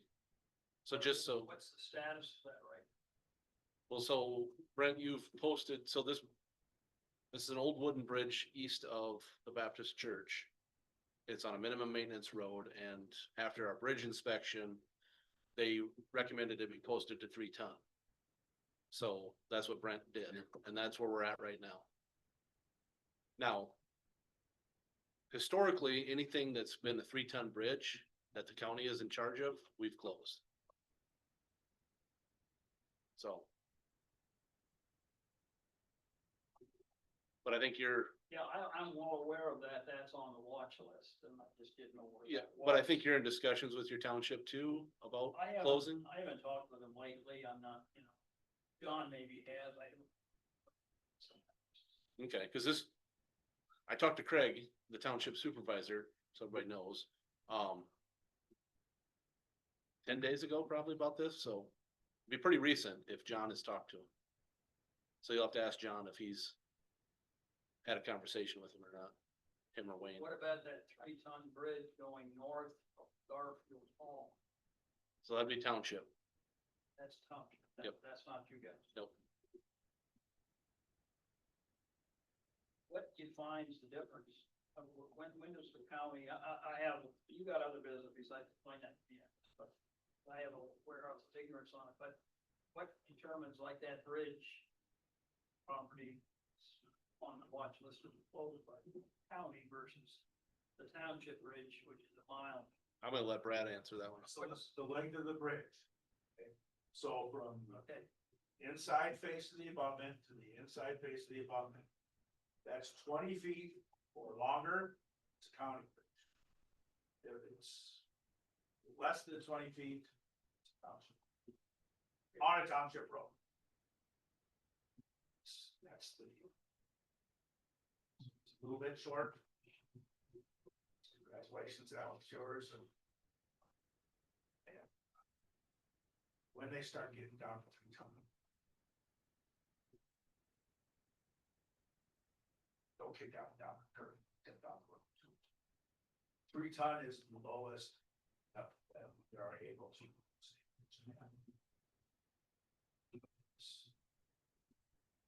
Last gas.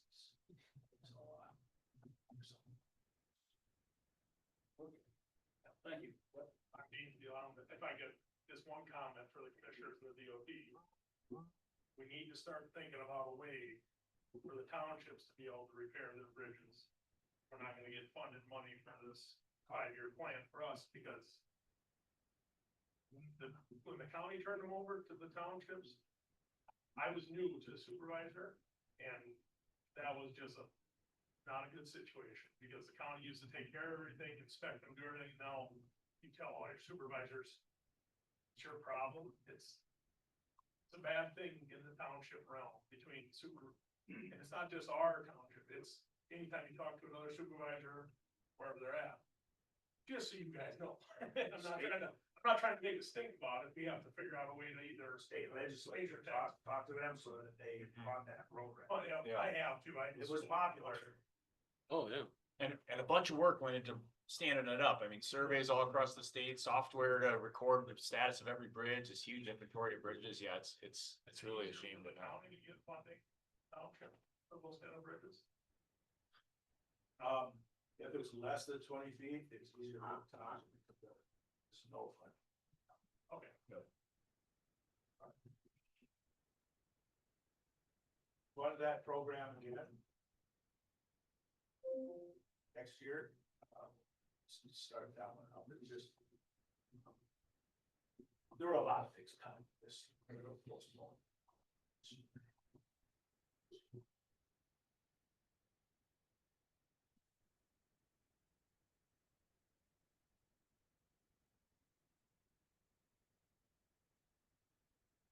Anything else from anybody? All those in favor, say aye. I, All same sign, motion passes. So who's got the sign in? right here.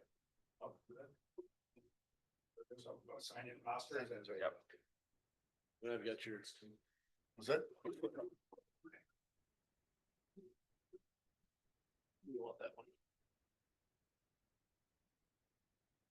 Okay, good. Well, I'm just gonna take this then and scan so then I take it from here. I'll assemble it all, send it to the DOT and if there's any changes. So. I think some of the expenses in the highway department budget that we were looking at might be related to bridges that we were talking about trying to get grants on or something like that. Is that something that you might have any input on? Say if you want me to. Just, I think it is the next thing we're gonna talk about, isn't it? Does that seem likely? I'm sorry. Highway Department budget next? Well, it's gonna be speed limit resolutions and stop signs, All right. but we can do whichever one you want. No, I was just wondering, you know, when we go into the highway department budget, I know like some of the things were, some pretty big, local matches for bridge that we're hoping to get grants on. So, yeah, that was all. I was wondering if you had inputs on those. With that, I was just gonna, with the caveat of I will have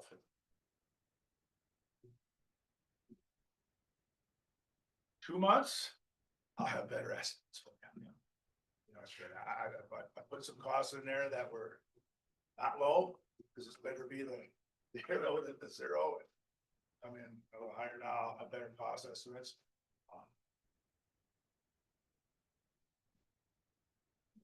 With some of that match, I'm guessing that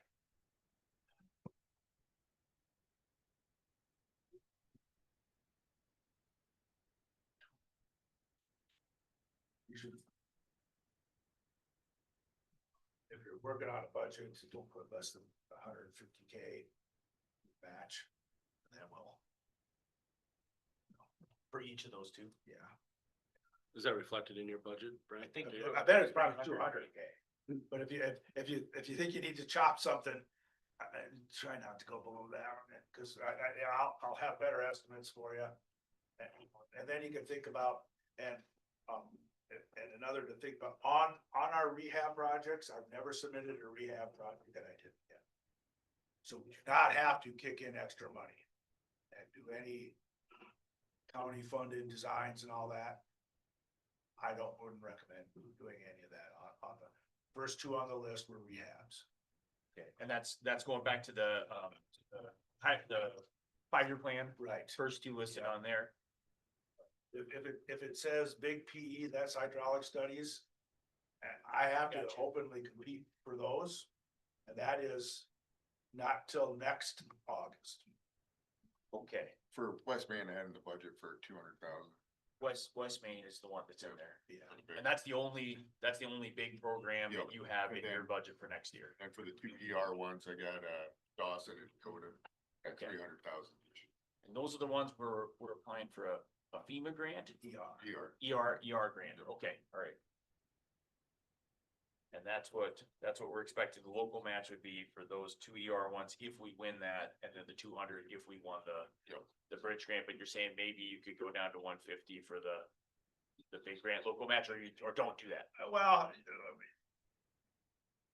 I don't have I don't have a good cost estimate yet, because we haven't gotten all the bridge inspections. So that's the reason I went, well, if I give you 200, I'm pretty darn sure that that'll cover it. You know, because it's 80-20, that'd be $1 million, and I think that it's going to less than that. Gotta get my arms around it, get under it. One thing that we do, that are so unknown, so we take this, and you might see us rattle a chain over the deck. Yep.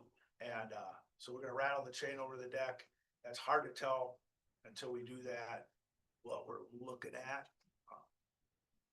And we're looking at doing that here in the next several.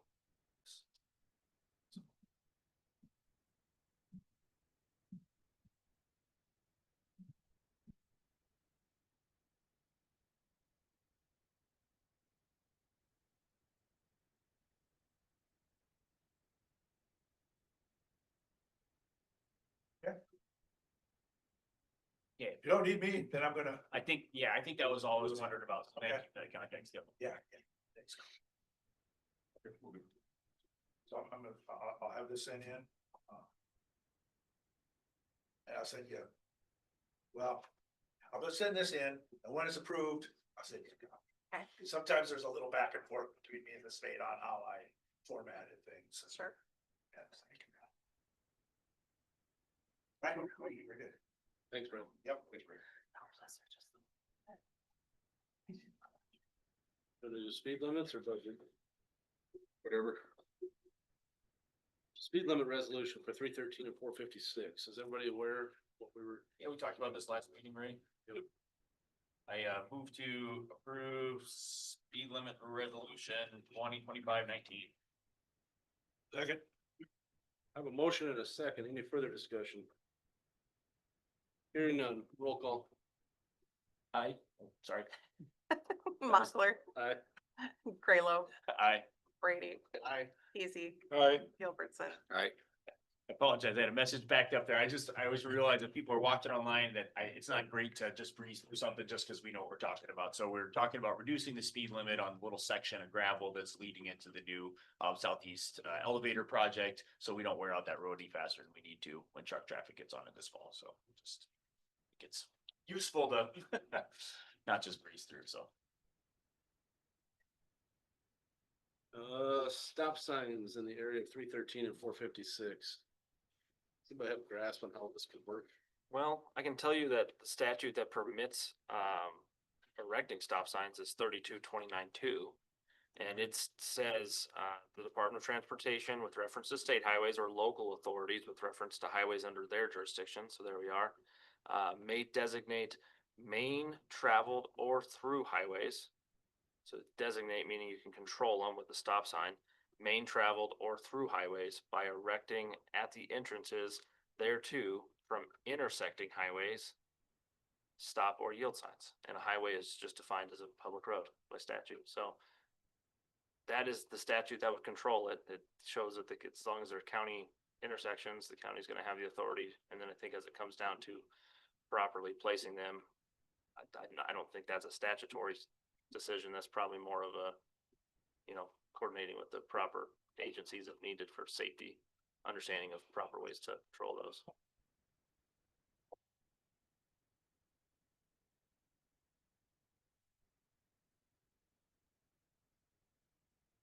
So we can do it. You can do it. All right. 3229-2 said it's up to you. I knew we could do it. I just didn't know what directions we were gonna stop them from. and that's something probably to discuss with state highways or something, or just make it up ourselves. I think we just make it up ourselves. Yeah. Okay. I mean, we can make it a three-way stop, a four-way stop, two-way stop. And maybe we should talk to Southeast. and Get their opinion on, cause they know the flow. Yeah. Familiar with the flow. And we should do a road tour, and we could probably designate the stop signs. Afterwards, we can stop out there and look at it. So do you have any good time to do a road tour? Because we have to publish it, right, Carrie? That we're gonna do that? You don't have to, but we do to get public input. And it needs to be an agenda item, of Mhm. course.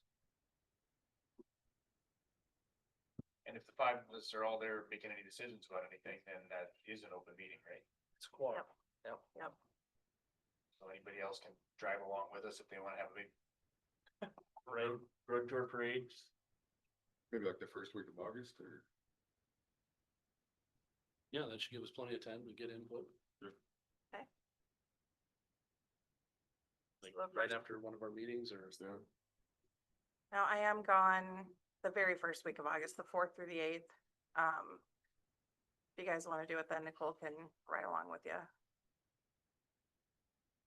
Going to Sturgis? Going to Mexico. Gonna sit on the beach. You're looking at. Or whenever, or the 12th. Yeah, I'm gonna have a lot of family around, just around the first weekend in August, so if later in the week's probably easier for me. Okay. That. Thursday or Friday look good.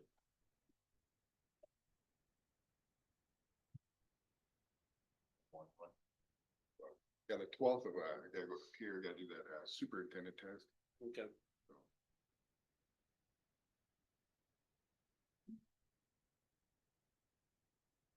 You said the 7th or 8th? 7th or 8th are probably best for me. to do it one and one. I'm out. That's Clay County Fair and then I'm out of town. Oh, it is? Okay. Maybe bump it back the next week. Well, does it work to go the last week of July then? Yeah, I'd get somebody else to drive. Tim, he's on vacation then. Yeah, Okay. the last week of July is not very good for me. Okay. Yep.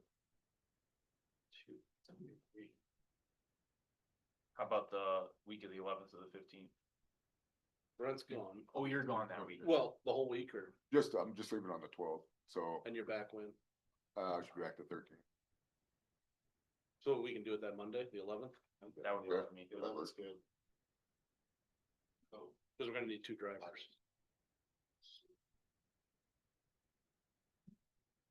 Did that work for everybody, the 11th? That's good for me. Is that good for everybody else? As far as I know.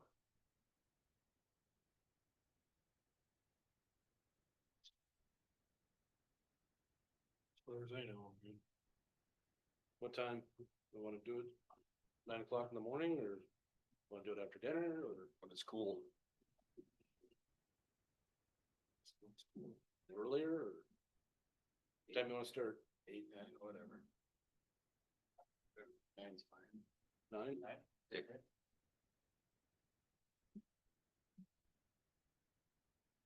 Can't remember how long the last one took. It was a few hours, but then. Yeah. Just be here in the parking lot? But we got August 11th, 9 AM.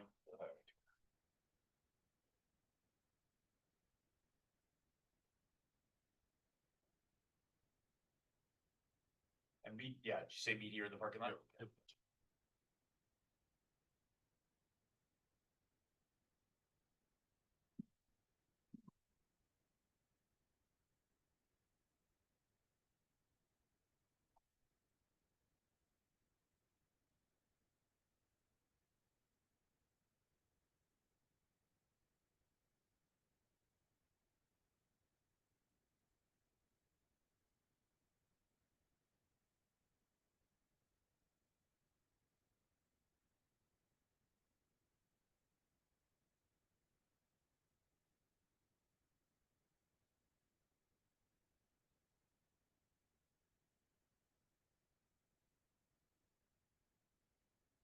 Well, it's an open meeting, so anybody who wants to come, can come. I Is say that I right? could Yeah. hold 9, or I could hold 9, 8 comfortably in my van. It's nice if we're all in one meeting, though. I mean, Have it traditionally, you but know.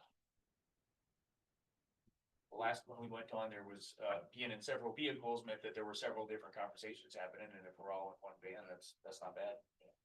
I could hold 8. 8 comfortably, 9 if you wanna cuddle. Never. Well, there's only 5, 6, 7 that have to go. Yeah, so we can take my van. Then you two can fight over who has to do it.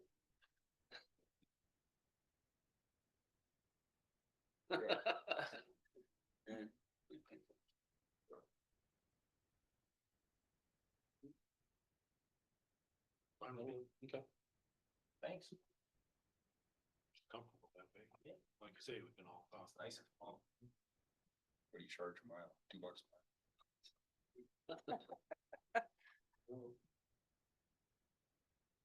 Now we can do the budget. Are we done with everything? Yeah, cause we're gonna do the stop signs when on the road tour, discuss that. Speed limit's done, so yeah.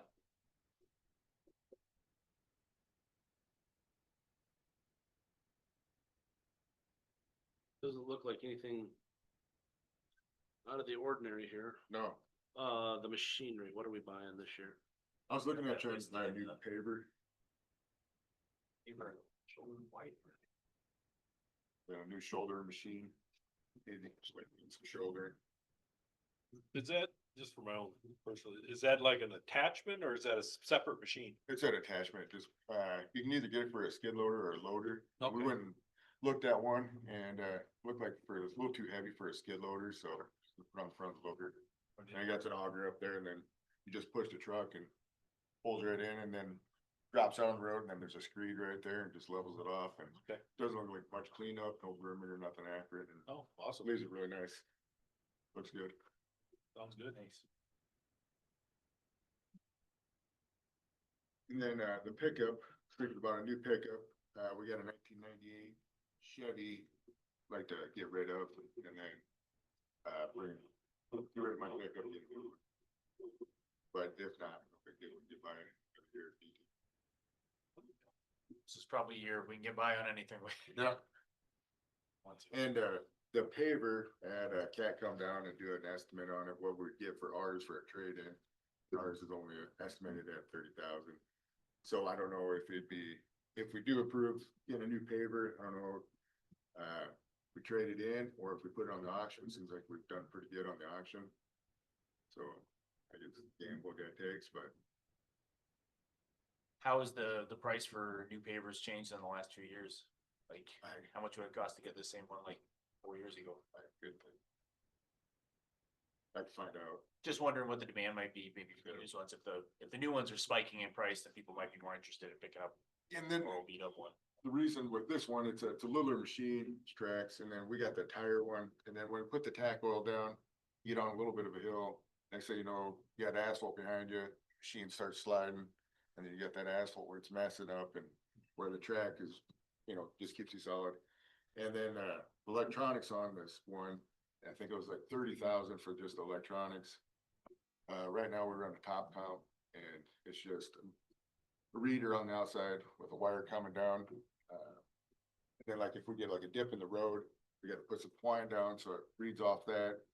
So you're stopping, trying to figure out where the dips are and running twine and stuff. And where this new one, it got 3 different readers. There's one on the front of the machine, the back, each side or both sides on the back. And it reads like 120 different times per second. And so if there's a dip in the road, it already adjusts everything and makes it smoother. Overall, it'd be a better product. I mean, for pavement and The stuff. road when we get will be done. better when you're done. Yep.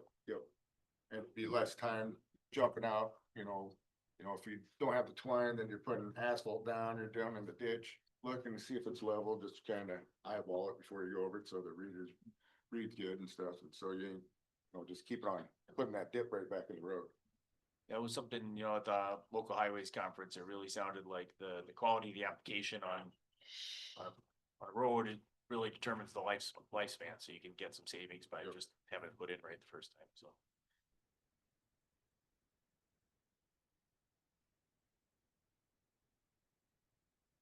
And that 600,000, that's our 10% or whatever that is, That's the government discount. yeah, that's what, yeah.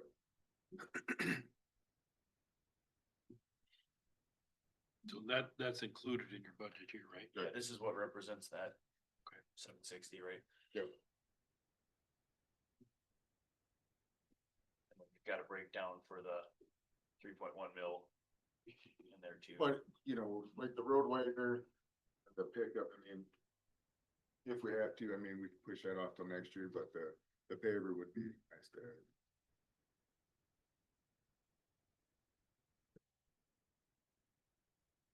I think that's something that always needs to be done, right? That shouldering deal. Right, I know. it does. And it's been a long time since we've done it, and it needs to be addressed. That gets- Get back to doing it and stuff. It can get to be a safety issue too if they Right, oh, yeah, get done slow. there's parts in the roads where there's a lot of drop offs, and you get a shoulder or wheel over the side of that. Good deal. So without that implement, how are we handling that right now? Is it just, more pieces of equipment out there doing the work? Yes. Yeah. Right now, it just hasn't really been being done, in the last few years, but stuff, it just hasn't. How often is something like that be used? Is that anything that we'd want to discuss with any other like neighboring counties about splitting the cost on or anything? I guess, good, I guess, but then you just run into the, well, I'd like to use it, well, we're using it right now, and we're gonna use it for the next 3 months, and then next thing you know, it's. When you're using this, you want the material to be as fine as can be, otherwise it's gonna plug up and create more hassle. So the time frame that they'll probably wanna use it. Same at time the you want it. And then, next thing you know, you got frozen chunks and you gotta stop it all the time, busting chunks and. Yep. Do we have any implements or any equipment that we share county to county right now? Not for a shoulder.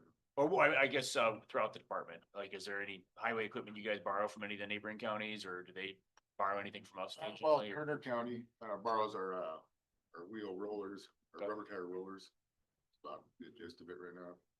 I just know, whenever you're sitting around with commissioners from other counties, they're always talking about trying to share equipment, but they're not in the offices using the equipment, so, it's good to get you guys' perspective on that. The jetter truck we share. Yeah, the jetter truck, yeah, I forgot about that. How old is our paper that we have right now? Our paper is 2005. 2005.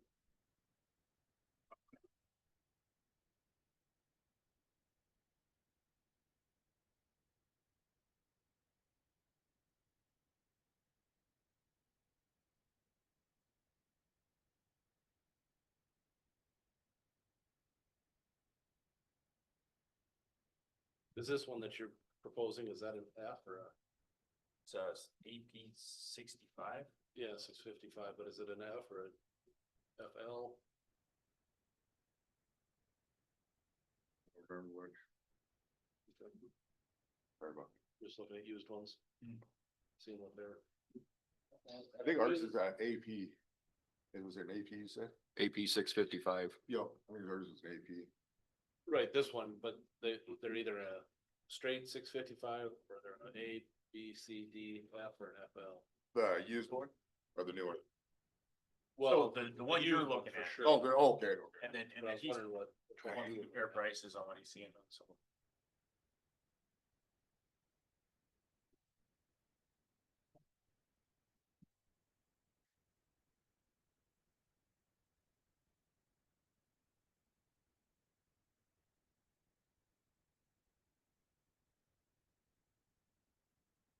No, the one you guys are shopping for.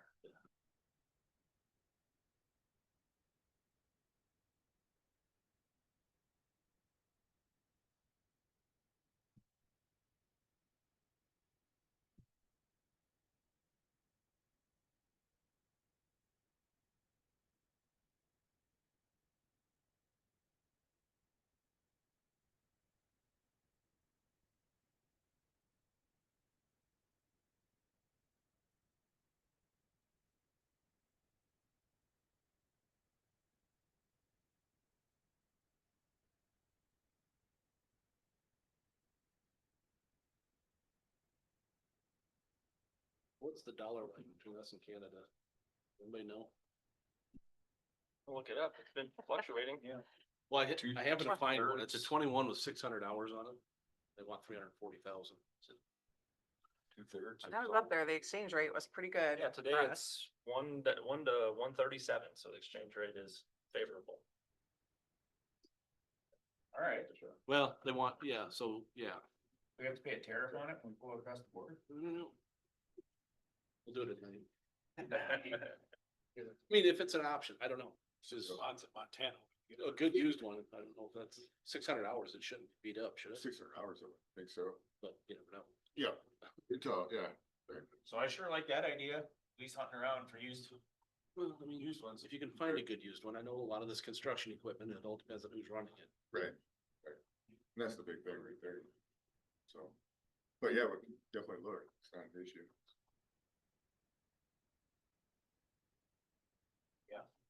Cause then they have some that are, 6,000 hours. They only want $100,000 for them, but they look like it too.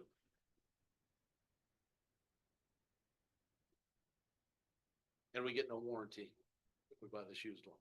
That's true. But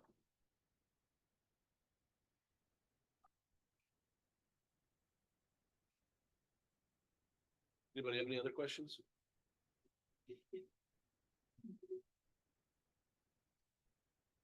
How many miles your pickup got on, Brent? That one we're gonna get rid of. Yeah. We got it from the weed department. Well, wait, you were talking the Chevy Yep. the Chevy. and you were talking yours also, right? So which pickup are you referring? Which one are we getting?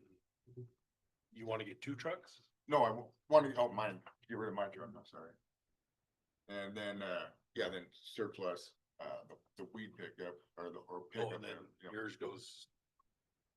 We'll go to surplus. It's an old weed pickup is what we've had, and then that's what we've been using. And I'd like to get rid of the pickup I got, put that on the fleet, give myself a new pickup. Oh, okay. So the 2013 Chevy, we would surplus. That's the old one. The 98. 98. Oh, that's a 98, 98. 98 should- How old is yours? 2020. 2020. So what is the 98 just one of the fleet trucks right now? Yep. Okay, so you remember how many miles that's got on it? Probably 300,000 or? It's, actually, it's not that. Say it was like about 100,000, maybe a little more. Oh, okay. It's just, we've had issues with it, the motor and the transmission and stuff. Okay. Just the old Chevy. Yeah, Yeah, the 98. the 98, yeah. How many miles does yours have on it? I think that's up to 81, Is that a diesel or gas? Gas. Gas. I think that gets that 7.3 in it. I believe. Not as a 2020. Oh, it's a gas, yeah. So have you looked on the state bid? Is that Not what yet. they're bringing? I am. Okay.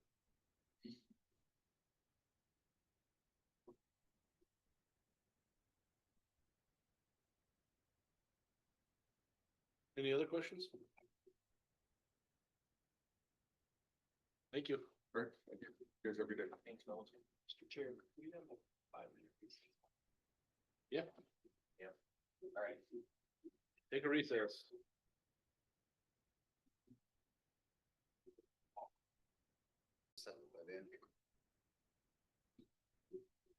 Okay, Michael. All right, well, Page 16. 16, so I've kept all my numbers the same, but for a couple of places. One, of course, I'm asking for a legal secretary. Of course, that's gonna be a new position. I understand the constraints of the county budget. I've said this before and I'll say it again. I think, but for the space limitations in my office, this is a request that would have been made 3 to 5 years ago. There's certainly a need for it, and it's unfortunate, of course, that things are kind of, all coming at the same time. Of course they are. We're finishing a new building and now my office is gonna be moved because of that. It's also generating construction costs. So of course I've included additional funding for that. I mean, ultimately, I think probably budgeting for the neighborhood of $60,000 to $65,000 for salary and benefits, potentially less. I didn't budget for the low end. I budgeted for someone starting, a couple of steps up the ladder, just in case the right person were to come in the door with experience. I wouldn't want to not be able to bring them in with competitive pay. So that was my thought process on not starting that at entry level, but a couple of steps above. And my professional services and fees, that really stayed the same from what we've been doing before. You'll see that that's been less than what I've been budgeting for. I think the main reason for that has been like Zoom and courtroom extenders. We haven't, in 2020, there became this huge need for Zoom, and the county was paying, I'm sure, and I wasn't here then, but a lot more for that expense. I haven't needed that.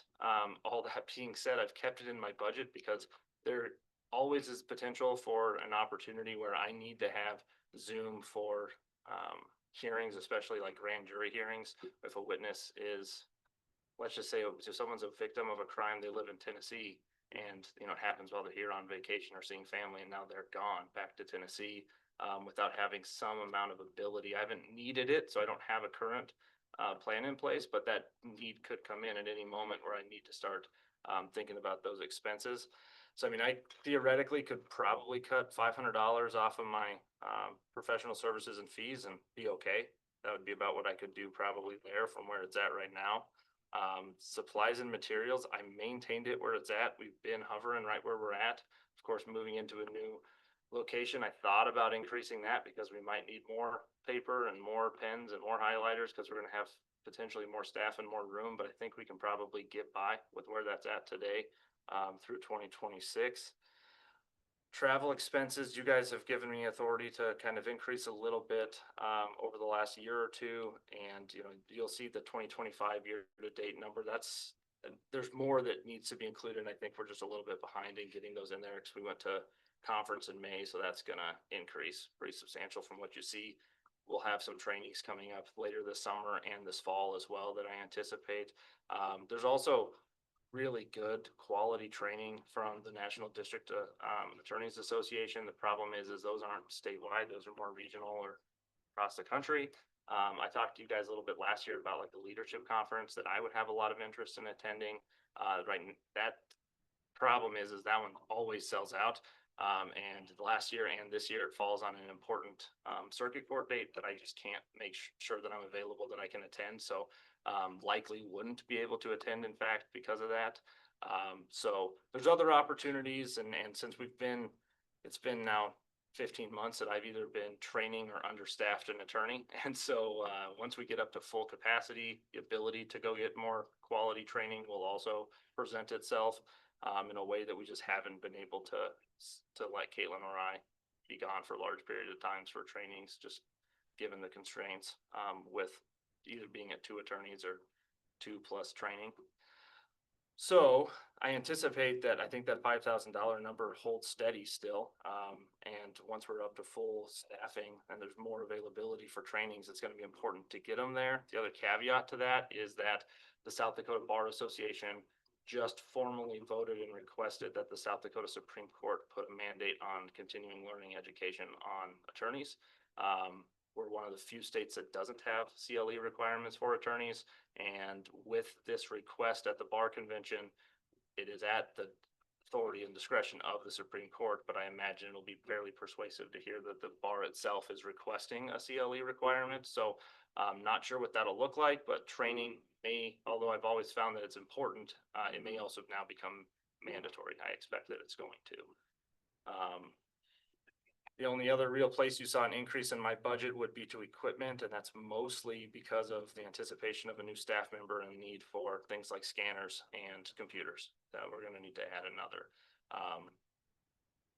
I can take questions on that, but I think what I'll maybe do first is, some of you were here, 3 of you were here last year when we were going over, kind of what the staffing looks like in other counties. For instance, in Hughes County, population a little larger than ours, they have 2 attorneys and 5 support staff members. And that was active last year, so I don't know if that's changed, but that was what their numbers were in 2024. Union County, very similarly situated, of course. They have the same number of attorneys, 3, and then 3 support staff as well. They do things like welfare, which is now in my wheelhouse as well. Plus legal assistance office managers, paralegals. Butte County, same thing. They're even a little smaller. Butte County has a population, at least last year, about 11,000, and they had the same number of staff members as Union County. They had 3 attorneys and 3 support staff members. So the need is certainly there.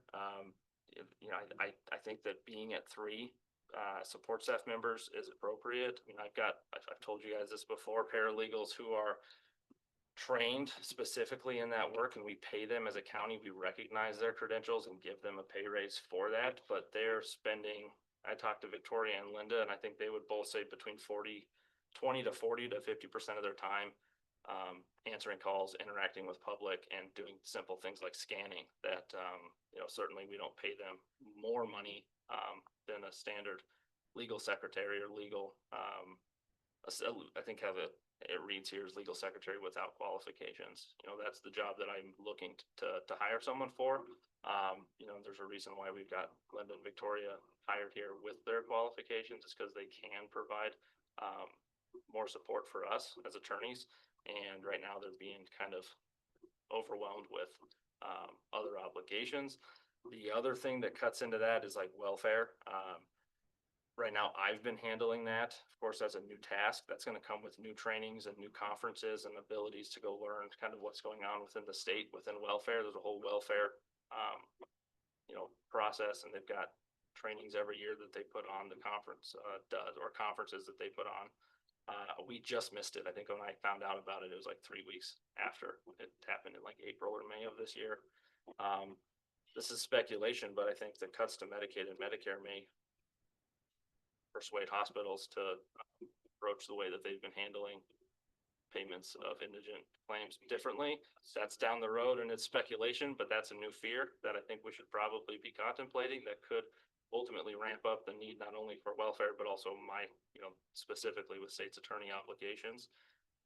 I think that's probably as far as, you know, the pitch that I would make to you for the position itself as a new legal secretary. The biggest, the last 2, and I think maybe the most important ones, is 1, the location of this new office. It's going to bring in a lot of foot traffic.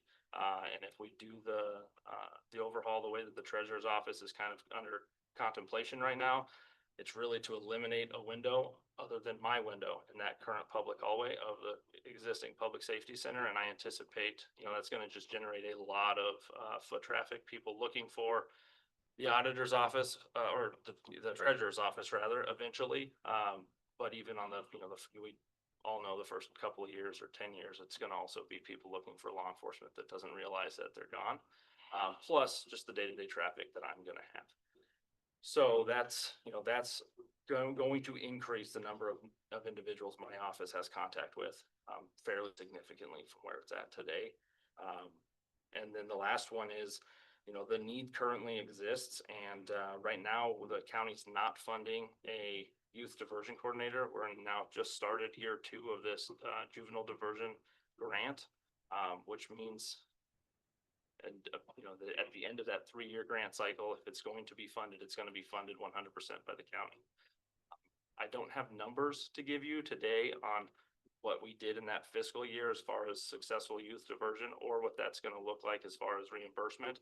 I'll get those to you soon. We'll submit for reimbursement in August, and then it's going to be that $750 per completed youth diversion, or a prorated, depending on whether or not the state funds are tapped out. So we can't promise a $750 per successful diversion, but we're hoping we're at that or close to it. So all that being said, I mean, I anticipate coming in and asking for funding for a juvenile diversion coordinator at the end of that 3-year grant cycle. And we are starting year 2, July 1 of 2025. So July 1 of 2027, that position will no longer be grant funded. That would be my expectation. Thanks for the good news.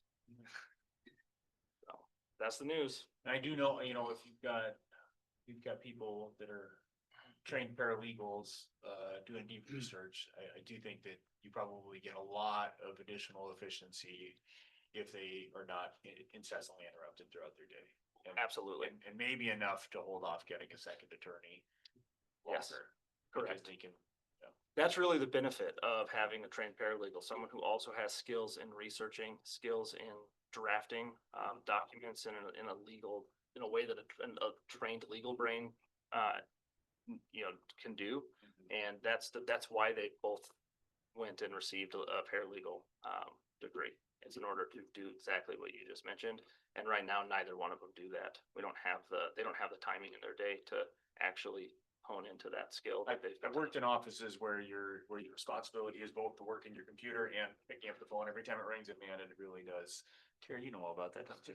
Yeah, it's tough. It is crazy how inefficient that is. Yes. Take 20 minutes to get yourself back into the task you're doing. Correct. The last, probably, I said I was gonna tell you a couple things I think are the most important. The last one on that note would also be that we no longer have like a domestic violence victim assistance programming available in Vermillion. We're working and coordinating with River City out of Yankton.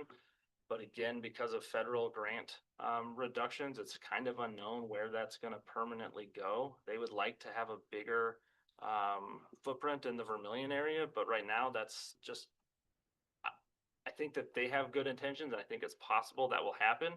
But in the meantime, Victoria and Linda also have training on being on some victim services that they also don't ever tap into. They don't have the time. So they're trained in that arena, and there are trainings that I can send them to keep them fresh and to learn new skills in that area. That they don't do that at all. It's on their nameplate. If you go upstairs, it'll say legal secretary and victim assistant, I think. And that portion of their job is, I'd say, flatly at 0% outside of sending the mandatory documents that we have to send to folks.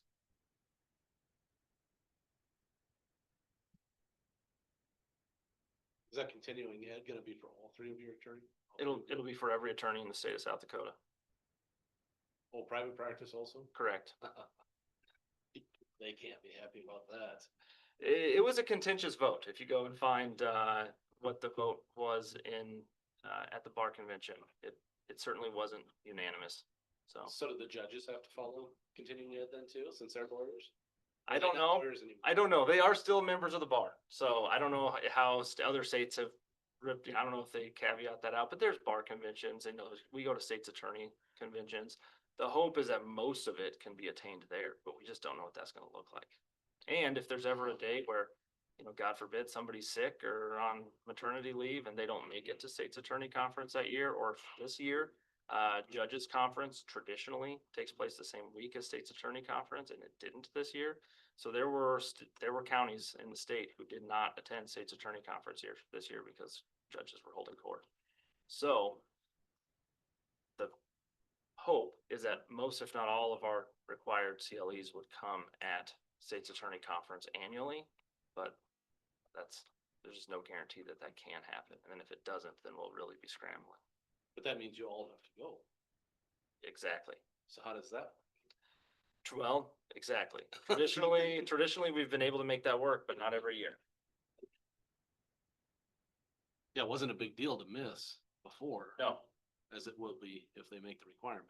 Yeah, missing it in the future with required CLEs would be an added expense to the county. Absolutely.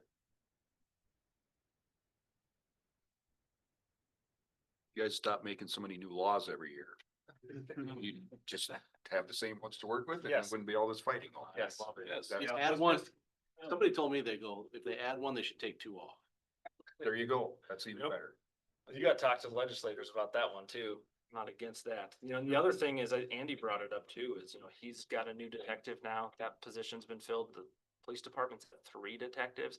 So while our caseload hasn't gone up over the last several years, adding investigators allows the prosecution of very difficult and complicated cases, which, you know, when a case is complicated to get to me, it's very complicated to work at my, you know, on my desk as well. And that's why I think it'd be fair to say those cases have also ramped up. You know, in years past, when the police department was at 2 detectives and the sheriff's office didn't have one, I think it'd be fair to say that these cases that are now being solved are getting some more, you know, we weren't as efficient. Law enforcement wasn't as efficient, you know, before. We now have 4 investigators working in the county, plus 1 at UPD too. So really 5 full-time investigators, has increased the number of more complex cases reaching my door too, which is exactly why, again, a paralegal being able to do some of that research on the front side helps me and my staff immensely.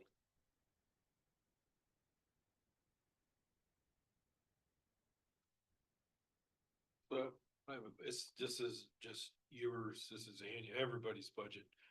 On these salaries and wages, does these numbers include step increases, COLAs and all that? Yes. They do, okay. And we're looking, the current budget has a 5% COLA built in. 5%? Correct. Yep. And that 5% amounts to just under 200,000. Countywide. Yes. Okay. So if we gave a 0% COLA, it would be 200,000 less than what we're Right. looking at. Okay. Okay. 2.5% would be 100,000. Right. And that was somewhere I was kind of thinking, you know, researching online, it was looking like I was seeing most estimates of CPI landed at 2.8 to 3% range, something like that for this year, so. I think that, in my opinion, is that should be our target, is to try to hit as close as we can what actually ends up being the inflation for we want to have a realistic cost of living increase. Certainly don't want anyone's real dollars to go down.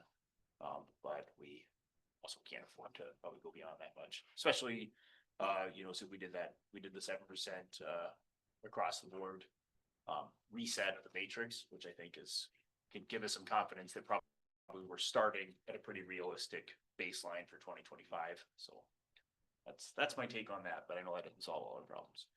No, and then, you know, you're catching up again in years. Right, if we go with like the state's 1.5 or something, I think that would be inappropriate. It wouldn't be the right thing to do to our workers, and it would just set us up for. Yeah. Headaches then.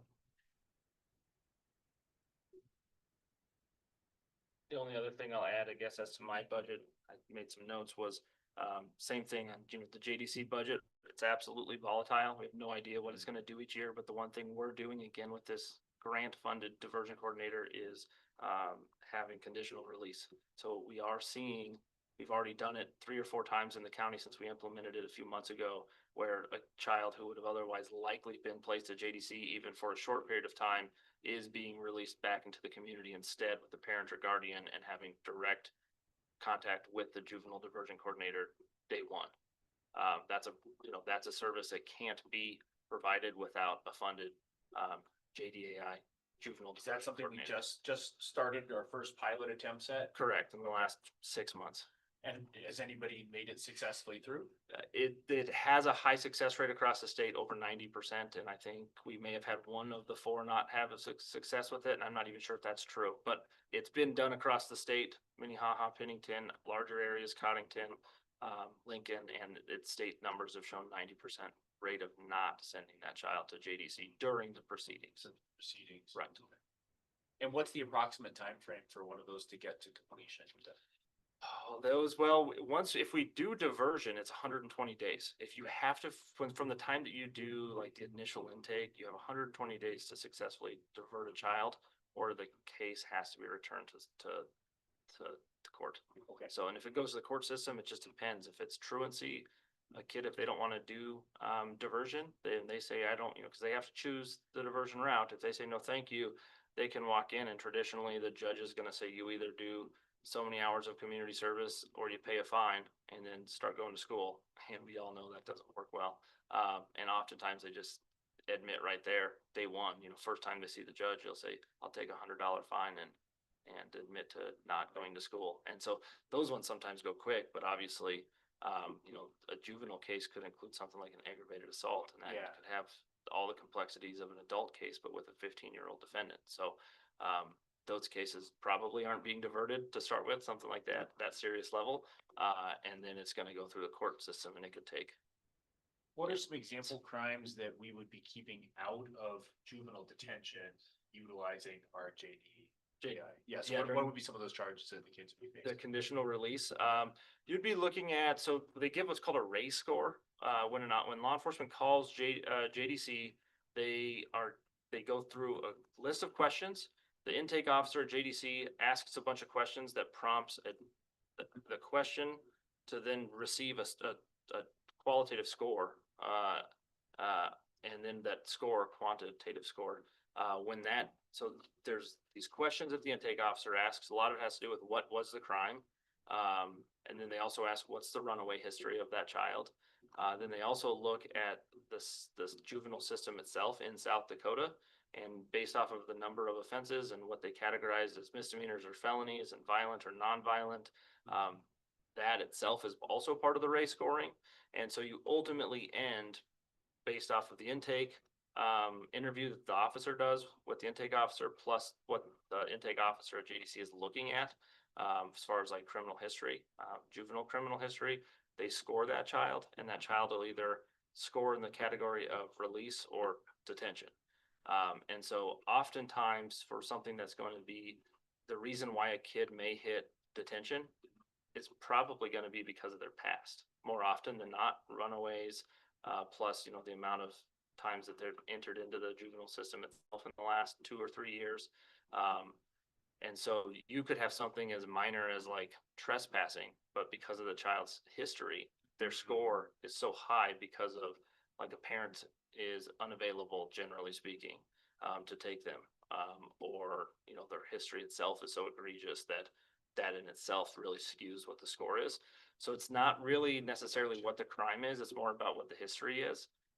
But things like vehicle burglary, oftentimes like those ones we see quite a bit those are good ones to do the conditional release on, where maybe they've been non-violent crimes generally, but we've even had like a couple of simple assaults that as long as you can keep the child away from the victim, and there's a responsible adult, even if they score at that higher level, if we feel comfortable that child can return home because there's a good game plan to keep them away from the victim, then there's ways to do that even on something like an assault.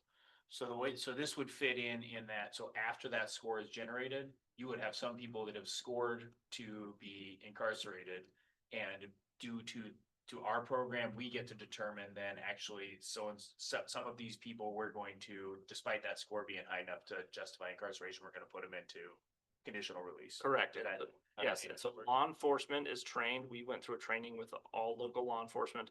They're the ones trained, and then they're also tasked. I've told them all to call me if there's ever any questions. Any day, any time of the day, call me if there's a question about it. But it's really the obligation and responsibility of the officer conducting the intake interview with JDC, because if they get a score to take them to JDC, they're then tasked with saying, we think this kid can actually stay in the community. I've talked to mom, I've talked to grandma, or whoever it is, and we think that this kid can stay in the community, and here's why. We would like to do what we call an override. So override the placement at JDC, and that night they don't go to JDC, they stay home, but then they still see the judge within the 48-hour window. That's the big kicker. They're treated as if they've gone to JDC without actually doing that intake. Without charging us. Correct. Without charging us for JDC. And that, yeah, then so that, what they do is they still see the judge within 48 hours and they have immediate contact with our diversion coordinator within the first, it actually says by 9 a.m. the next day. So if they have contact with law enforcement and there's contemplation of going to JDC at midnight on Thursday, Friday morning by 9 a.m., they're going to have to contact the diversion coordinator. To coordinate, what that next court date is gonna look like and what their obligations are as part of their conditions for not going to JDC. So that's something that is saving the county money too. It's hard to kind of quantify what that number is because it just depends. If they go into custody, they're gonna stay there until their initial appearance and then they may stay there longer. And we don't know what that looks like. And if we don't have conditional release, the judge may say, at that 48-hour hearing, we're going to continue to detain them. But with the conditional release, they've never gone to JDC and they stay out of custody. That's good. And less contact with other kids that are also having a lot of serious challenges and maybe even more serious challenges. JDC is full of offenders for violent crimes that have been committed primarily in Sioux Falls. It's not the equivalent of our 16-year-old population by any means, and keeping them away from that facility is a general good.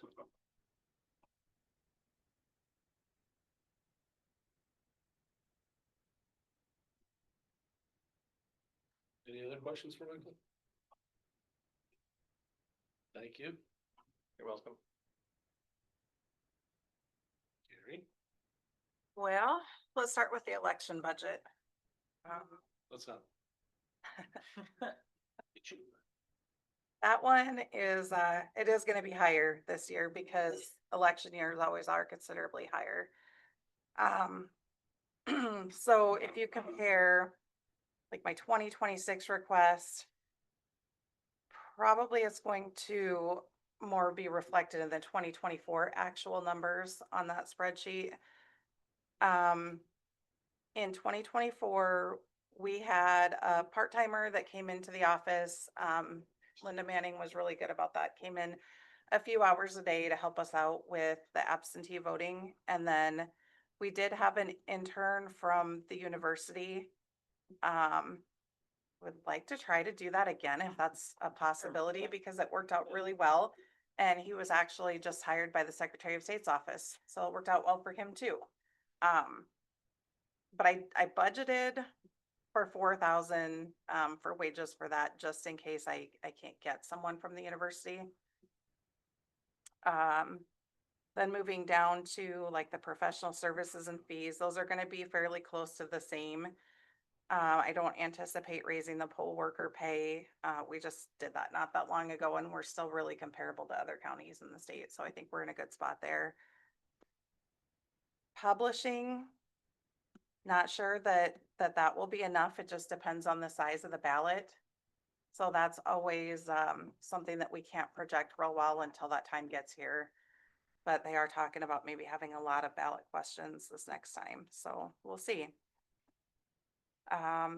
Maintenance, some of our maintenance contracts come on the off year, some don't. And they are going up a little bit, so I expect that. Supplies, kind of expect that to be the same as 2024. And then travel, maybe just slightly more. Otherwise, I did not budget for any equipment purchases, so.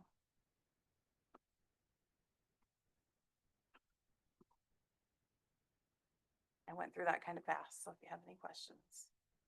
Does so when we are, when we're handling an election that has other entities issues on their state level, do we get any reimbursement for We do. some of that? Okay. We do, and so on the revenue budget, you'll see that this next year I budgeted to have a contract the city and the school and I hopefully remember signing those. if they have elections, typically they like to share that expense with us. It just makes more sense for everybody and it really isn't too burdensome on us. So I expect that. Now, the revenue side is always kind of a guessing game because will they have an election or not? You know, it just depends on if anybody runs against the incumbent or something like that, so. But I did budget for it because I kind of expect that we'll have some combining going on there.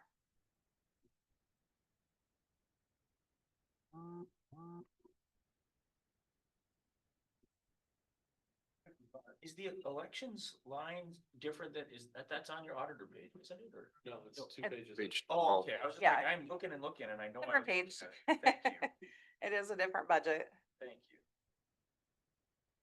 and I'm glad Thank it's you. separate Yep, because it yep. does fluctuate, so. Knew I'd seen it previously, and I'm like, I don't.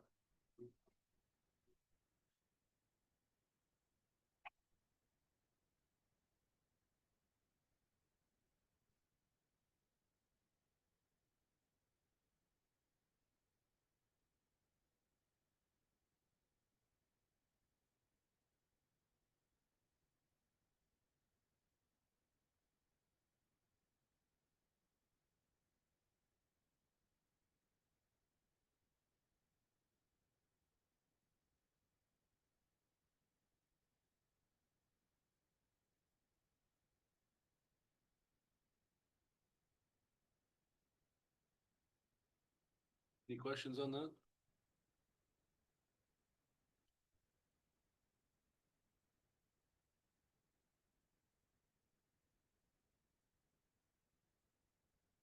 Okay, so moving on to the auditor's budget, you'll see most of the increases in the salaries and wages and insurance areas.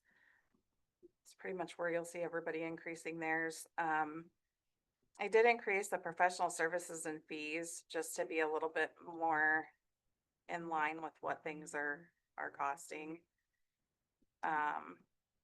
24 was a little low. I expect that 26 will be closer to that $2,500. Publishing, I put in 50 there, hoping I don't have to spend it. I really hope I don't have to advertise for another person again. If I can keep the ones I've got, they're doing great, so. Other than that, did not budget as much for equipment, but we are kind of on par to need a couple of computers replaced, so. The data processing line jumped up in 24 and then is consistently around that 40,000 now, right? Because that's just. the new I think software's that's the online, new that's where real, we're at. yeah, I think that's the new reality for us. I don't think we quite knew how lucky we were for the 30 something years that we had, software services, but it was a one-stop shop and we just don't have that anymore.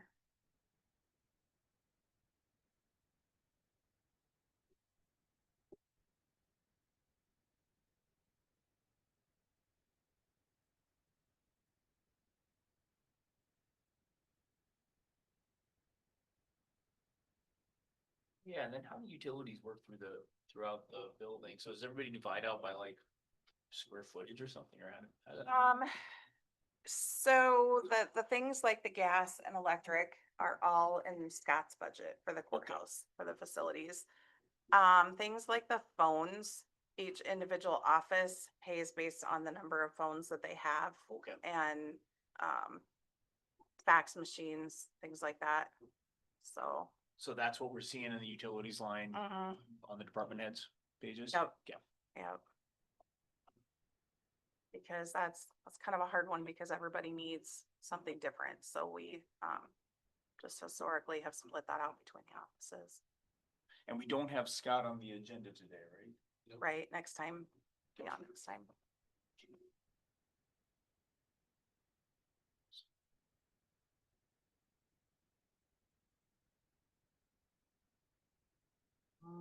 Otherwise, I think my budgets are pretty much the same on the rest of the lines, just those few things.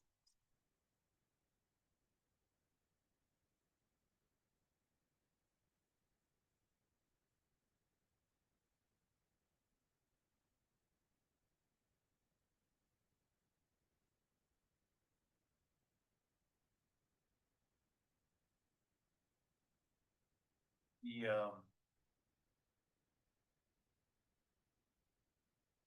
so with like T-Tech, with the shared software, do you guys break that out by, by office? Okay. Yep, so, half of that annual bill is paid out of the treasurer's office and half is paid out of mine. And likewise for those other ones that we discussed, that the ones that are shared, they just split those costs between their different. budgets. Yeah, the accounting software is gonna be a little different because that's based on how many licenses you need for the people that'll be using it. So that one will be a little different. It probably won't be a, you know, a half and half split. It will just be the license fees for each person that's using it. Paylocity is completely out of my budget because we are the ones that do payroll, so. And that's based on how many users we have, how many employees we have, not based on, Login like to- how many payroll runs or how, you know, how much we need from them. It's just, you know, this is how many employees you had this month, so this is what we're gonna charge. And it does fluctuate if we have, you know, if we're short staffed in an office and we don't have that many people for a month or two, it'll go down a bit and then it'll go back up as we hire, so, I guess that's kind of nice that it's that responsive. yeah. I could certainly see them being like, well, this is the maximum number that you use this year, so that's, you're gonna be great. What is that, additional cost per employee? I don't know. That's okay, that's all right. That's kind of out of nowhere, but I was just realizing we've had a few discussions of adding an occasional person or two, and, you know, we can see Yeah. the social security and retirement costs and stuff associated with that, but I It's not a lot, I do know that, I just can't remember the exact they amount. got like a base rate and then there's a little add-on for user.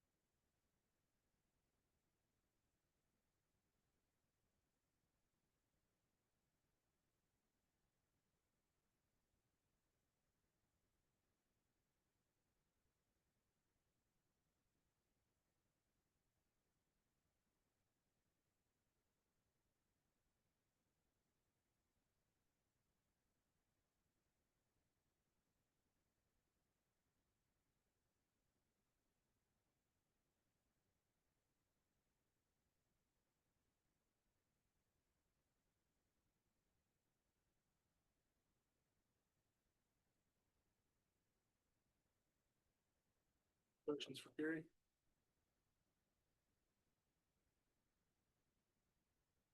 You don't mind, I'd just like to backtrack quickly. On page 13, you see an increase in the judicial system for teen court. They're asking for an additional $5,000 for that program.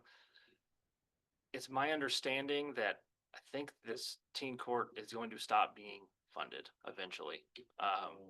Now, I don't think that that's 100% sure, but I think this is why these requests are being made, to try to have counties buy in more to teen court, to reduce the burden on the state with teen court.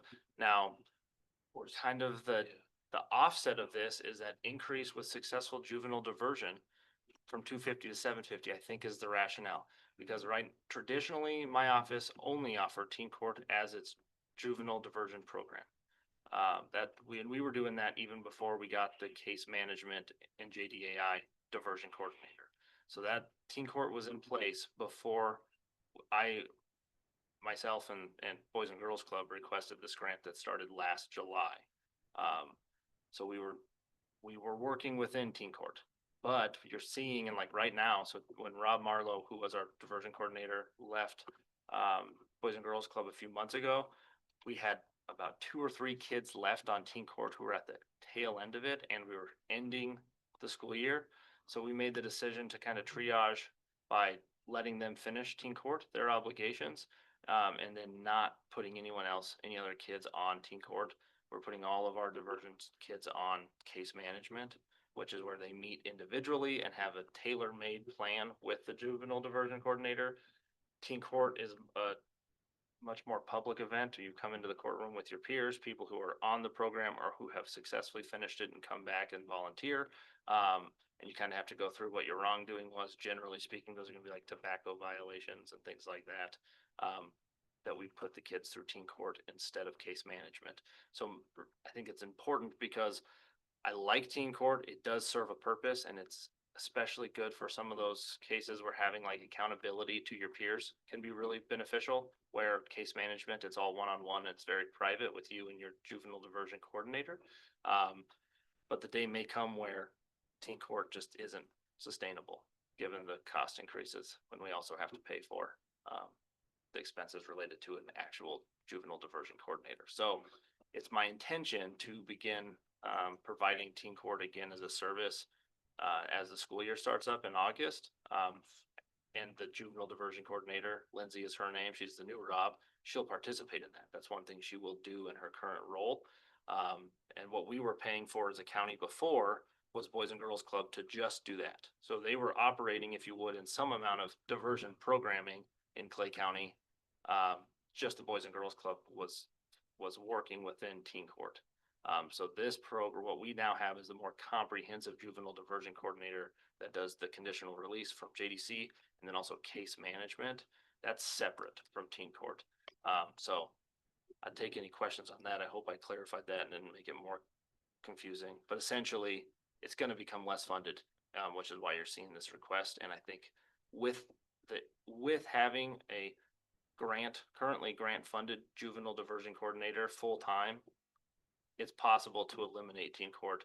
Not preferable, but it's possible to still serve those kids with case management diversion and eliminate teen court. It's not something I would ever advocate for, but it's certainly an avenue in which we could still provide a service. It just might not be as efficient.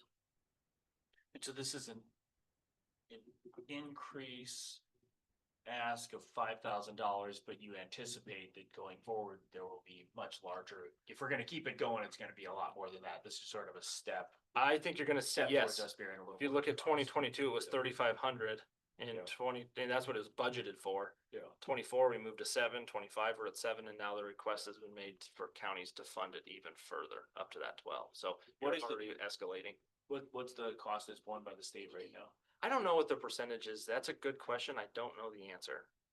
But What was the question? What portion of the teen court cost is borne by the state?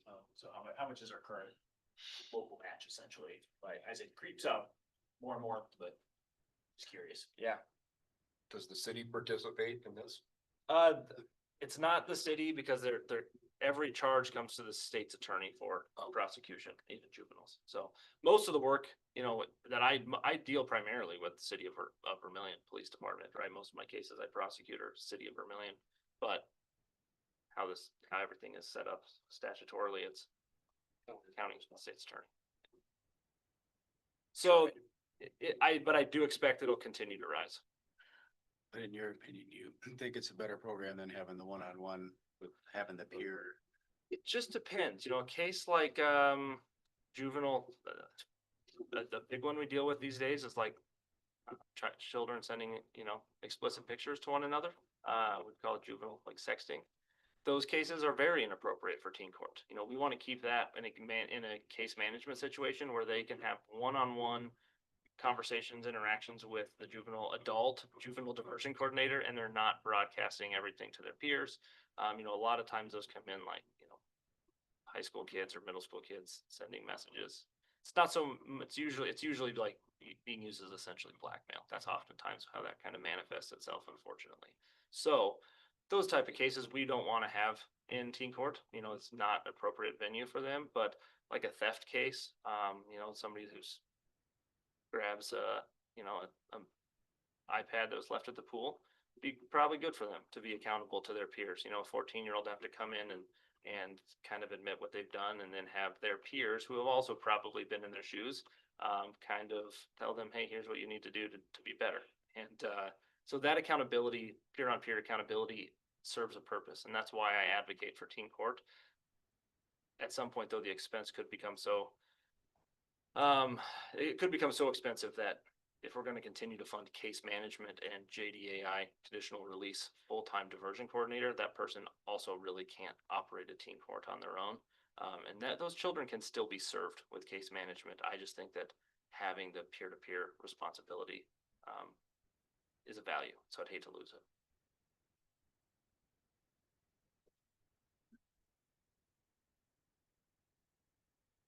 If we were at the point of having to potentially eliminate one of these and then thinking about the benefit that they do have to everybody in our community,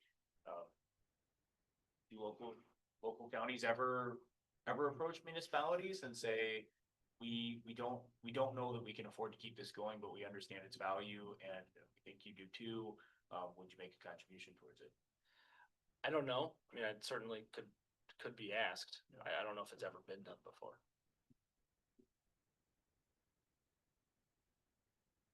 Do you have any, have you looked at any data on the relative efficacy of those two approved approaches like teen court versus one-on-one case management? I haven't looked at him. I will tell you though that Annie Brokenleg, who is the state, she works for the state and she's like the coordinator of this grant.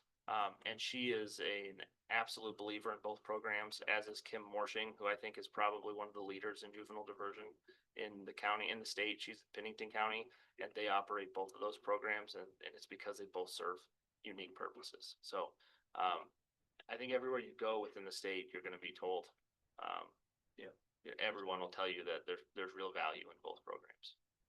And all of these look like investments to me. They look like investments in not spending $500 a night to have a kid in JDC, and then they're also investments in not having to spend who knows how much on the person when they're 30 years old and they got on the wrong path. Yeah, that's the big one. We know that when we get in front of these kids, and provide them resources and options, and hold them accountable when they're 15, the chances of recidivism decrease significantly, and they know that's gonna help us and when they're no longer 15, when they're 18 and 30. Unfortunately, kids that have all the opportunities in the world might go fly away to go and enjoy those opportunities, and the kids that don't will probably more likely to be Lake County's responsibility and their adult life.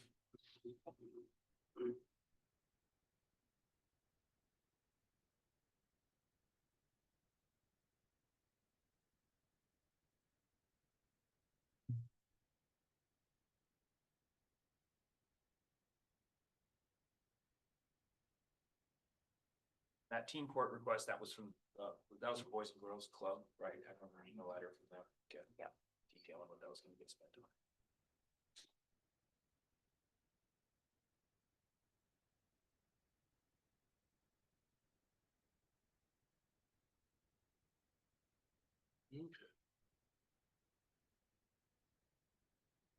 One more thing on that one today, and then as of now, the state budget is finalized for 2026, and so in 2026, whatever funding level the state is providing is constant. Then we're looking at 2027 earliest if the program's gonna dry up. That'd be my understanding. So we could keep going with what we've got going at least through 2026 and then see Where we're at, where yes, we're at, if all the funding dried up, we can revisit the question at that point.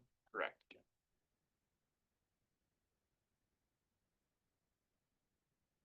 We can advocate strongly for its value in the sessions.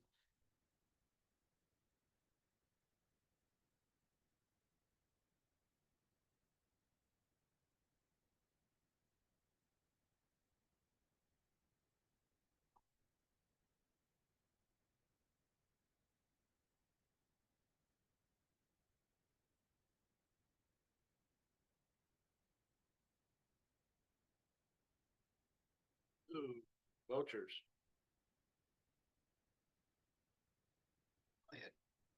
I had one question that I get up. I'm thinking. Oh, I'm sure it's one of the papers that we have to be about. What is New Century Press? That's the New Era. The legal needs paper up on that north part of the county. Gotcha. Okay.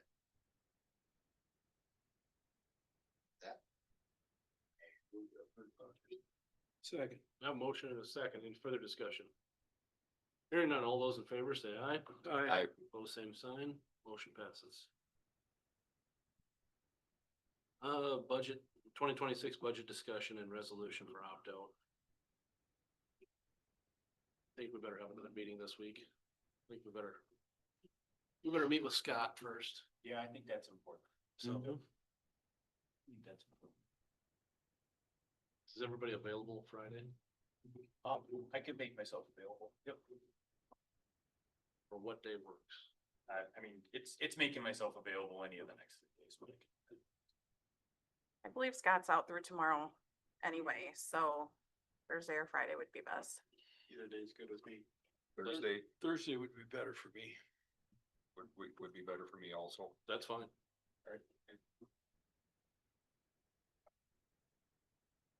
Do it Thursday at 9 or different time better for anybody, or is that good? Thursday 9? Thursday 9 works for me. Thursday at 9, okay. Is Linnea available too? We'll just knock her out. I can ask her. She's at I was gonna say, yeah, there's a couple, oh, she is online. If she's in her office at the moment. I was gonna say, I know there's a couple department heads that are on for the 29th, and I could see if they're available Thursday. Well, we've got Lane left after that and Lisa. The nurse's office, right? The nurse's office, the only thing I budgeted she is. for was the portion that goes to the nurse, and the rest of it I budgeted in the WIC budget. Yeah. Okay. So, I mean, we can have Lisa come in. Most of it was just salaries and like Right. supplies. Well, that's what I was gonna say. They're not large ticket item budgets like Yeah, Scott has, and I know Linnea's got 88,000 in data. Not that we can do anything about that one, but the only other one would be extension. And she started at a weird time, so I kind of prepared the budget request, had her look at it and say, how does this look? She was maybe requesting an extra 2,000 beyond what I put in the request for travel. So other than that, hers was okay. So, Are you available Thursday, Linnea? As for the construction costs, we won't know that until the end of the month. no, but Scott has it budgeted in there, so. Right. Yeah. Cause we gotta decide on the opt-out too. If Right. We're going to. Right. So I guess since I'm down here. I kind of talked to Glenn. I was looking through our budget for this year and trying to find extra money that we haven't used, like we didn't go to Pier, so we didn't use our OHE that I always put in there. And I was trying to decide with my big data processing ask, do you guys want me to prepare an alternate budget? Where I cut out some of those travel items that we do every year, but maybe there's a lot of stuff that we have to have in there, but we don't always use. So I guess it would be up to you if you want me to have two options when I come to my budget. I think that's it. But your peer travel that's like a continuing education. I'm talking OHE, when we have like when people take us to Pier for appeals. And if it's an 8 AM meeting, then we're driving up there for staying in a hotel, et cetera. I always plan for Judge has us at 8 AM on a weekday. That is always my plan. A lot of times they can work that out. So it's 1 o'clock, it's a 1-day trip then. You're only subsidizing meals and mileage, but there's always the option, if you have somebody that's got 20 properties and takes you, that could be a day or more. So then you have 2 nights of hotels, right? So I think given that property taxes has continued to be such a highly contested, across the state, Yeah. OHE I think the likelihood of OHE hearings has not decreased. If anything, it's increased. And I would say, I have it just budgeted into my travel expenses roughly as well. I don't coordinate specifically for it, but I could see a time in which that number becomes drastically increase from where we're at Yep. traditionally. And then because our office is so new, like I still haven't completed my first 5-year recertification cycle. I was hoping to complete it this summer, and then we had a issue with one of our ethics course instructors is no longer teaching the course in South Dakota. He was the only one in South Dakota teaching it. There's a 15-hour and a 7-hour you're required to do. And so I have 2 people in my staff that haven't done 15-hour, and then Melissa and I have not done our 7-hour. So it's like we're starting to run up. My certification will essentially lapse January 2027 if I don't take that 7-hour course, and I have no instructor in sight. So is that going to lead to more travel? Can I do it online? I don't know if it'll be offered online. It's all that stuff that it's like, it's in there. Will we use it? So for this year, I have a good $2,000-3,000. I mean, it's an expensive course. I have like $3,000, $4,000 this year in my budget that we can't use because the course is not being offered. So I'm trying to find ways this year to pay for more of that data processing. I guess I was wondering if you wanted me to prepare 2 budgets, one where more of it can be paid out of one year versus the other, but I think we'll just leave it as is, and then I'll walk you through it on Thursday. Cause you needed 27 per year, right? Was that how? No, 27 this year, because that was what they worked I haven't turned that in yet. That's a voucher that I talked to Glenn about yesterday. So when you look at my budget, I turned in the project charter and worked really hard with them to keep that first year cost under 30,000. But the rest of that 110 is next year. So 27 this year. Okay. That's why you're seeing 88 next year.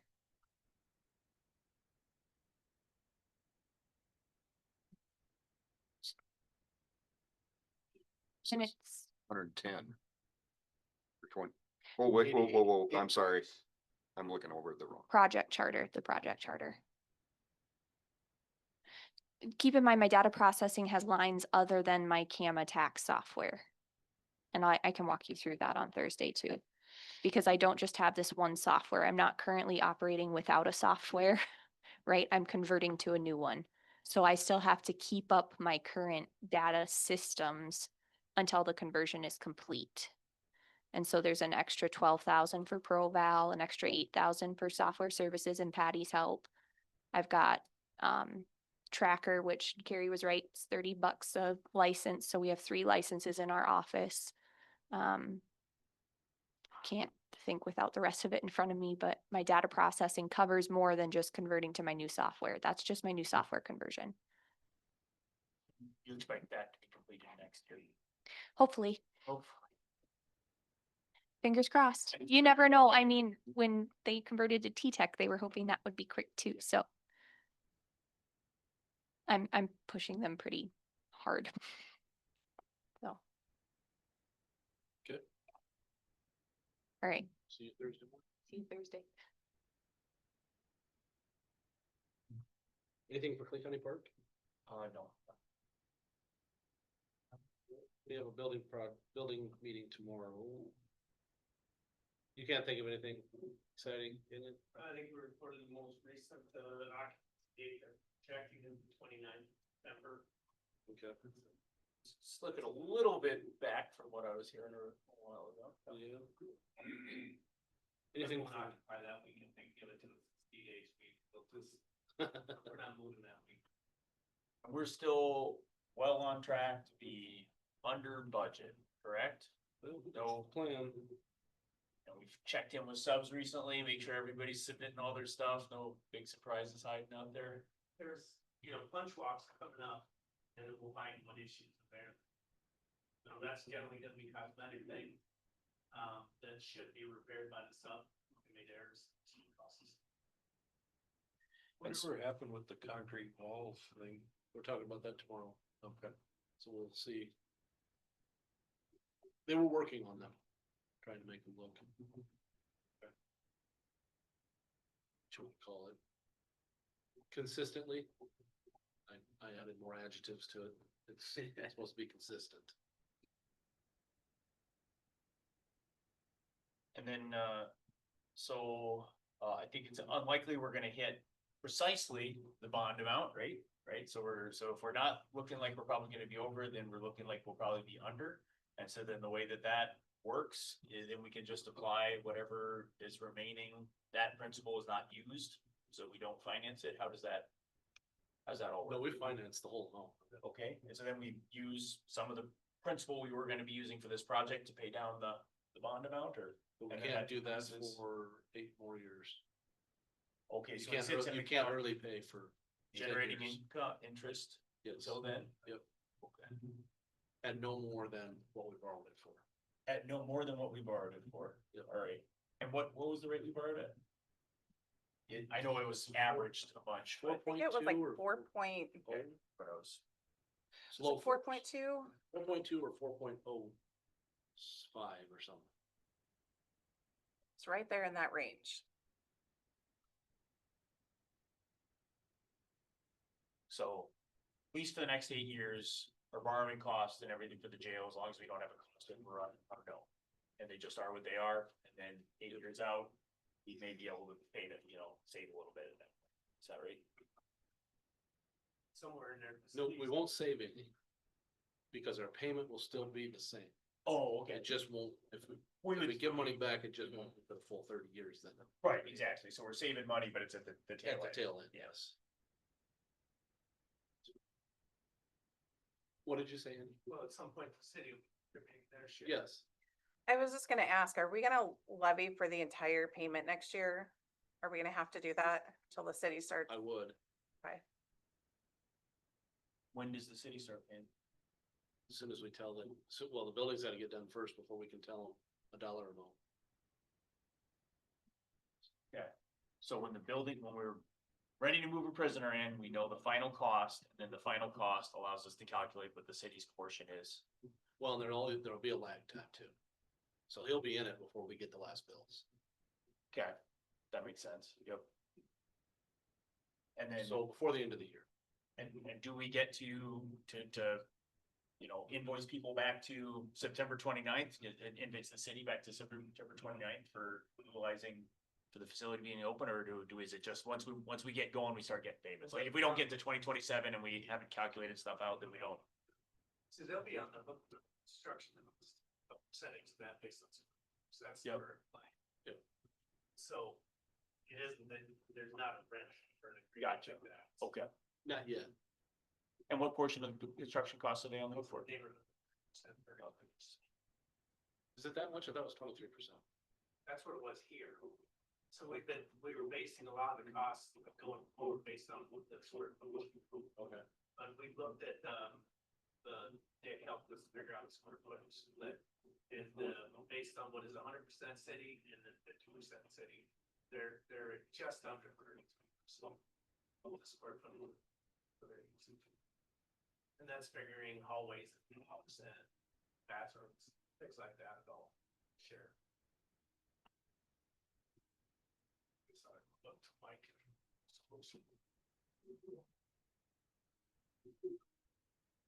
It's a huge part of the budget and Yeah. not something we talk about in much detail very frequently, so. I've met with Scott and Crystal a bit about this over time too, and how we're gonna split utilities, things like that. How we'd split repair costs. So we're working on that. We don't have a joint powers agreement drafted. Well, it's drafted, it's been forwarded for consideration and we don't have dollar figures to plug in yet. We'll know that when it's all done. Heavily based on this current building that's worked for 30 years. So it's been successful.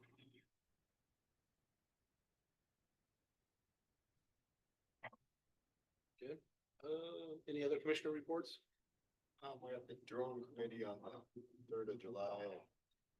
There's 2 new operators, one being Noah, and one being Rusty Campbell. And, they did use it once last quarter in support of Union County Sheriff. Guess they were chasing somebody down with the drone out by the coffee cup or something, but that's all I got. Oh, and they're gonna have a training session for the new pilots, but they might invite us all out there if you want to see how it works and everything. So when I get that email, if you guys are interested, I'll stick around if I'm available. Okay. All I got. You talked to Mayor Cole yet? Yeah, I'm waiting for Matt to come back in. Matt Fairholm to, get back in country. Okay. He must be on vacation. Then we're gonna have our joint jurisdiction meeting with the four county appointed members and then 4 from the city. Okay, this is joint jurisdiction. I texted Lane, he said he can do Thursday if he's the first on, he's got a 10 o'clock meeting. So if you want to put him out first.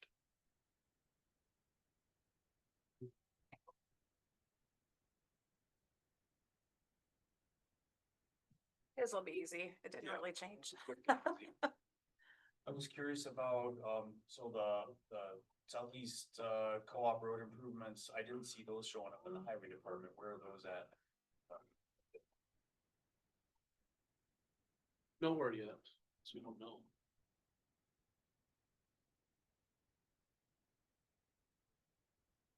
But that won't be this calendar year though, right? So it won't It'll be. be 26. 26 budget though, and their facility's gonna be open this fall. I'm be wondering, what the road is, did you talk to? I haven't got a hold of Earl yet.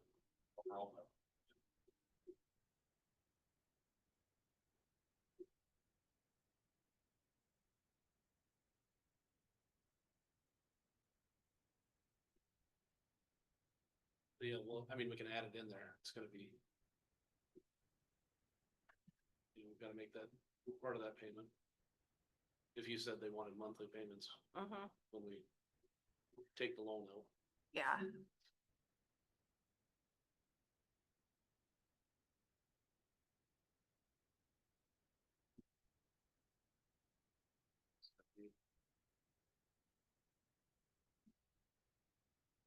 I think I have an email that tells me Like what that payment will be each month. About 12,000 a month or something.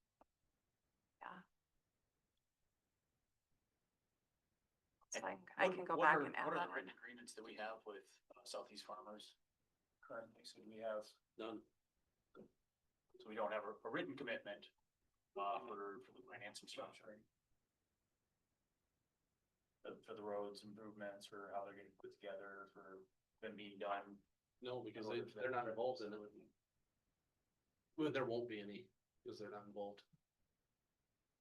No, we're waiting on one from the state. Yeah, I think as tight as our budget it is, that does make me a little uncomfortable. I do think that, you know, the first time that they came before this body, they, you know, were requesting a rezone, and that was the one time that we really did have leverage to decide whether, you know, this was an appropriate project decided this particular location, and they verbally did express that they would help us with the road improvement costs, because it was understood at that point, road costs were likely to be pretty high. And they didn't say a specific amount. And then when the state discussed the turning lanes, the state indicated that the normal funding structure for an improvement like that would have been paid a third by the developer. And I don't know that we've asked them to potentially pay that third. We did, and they said they weren't gonna pay it. And they wouldn't build if they had to. And I know there was some discussion at one point about TIF financing instead of loan financing, you know, which I think would be certainly more comfortable from our budget point of view. So I just think that we should make sure that, because we're making all the hard decisions we're making, that if make sure that we're thinking about those things.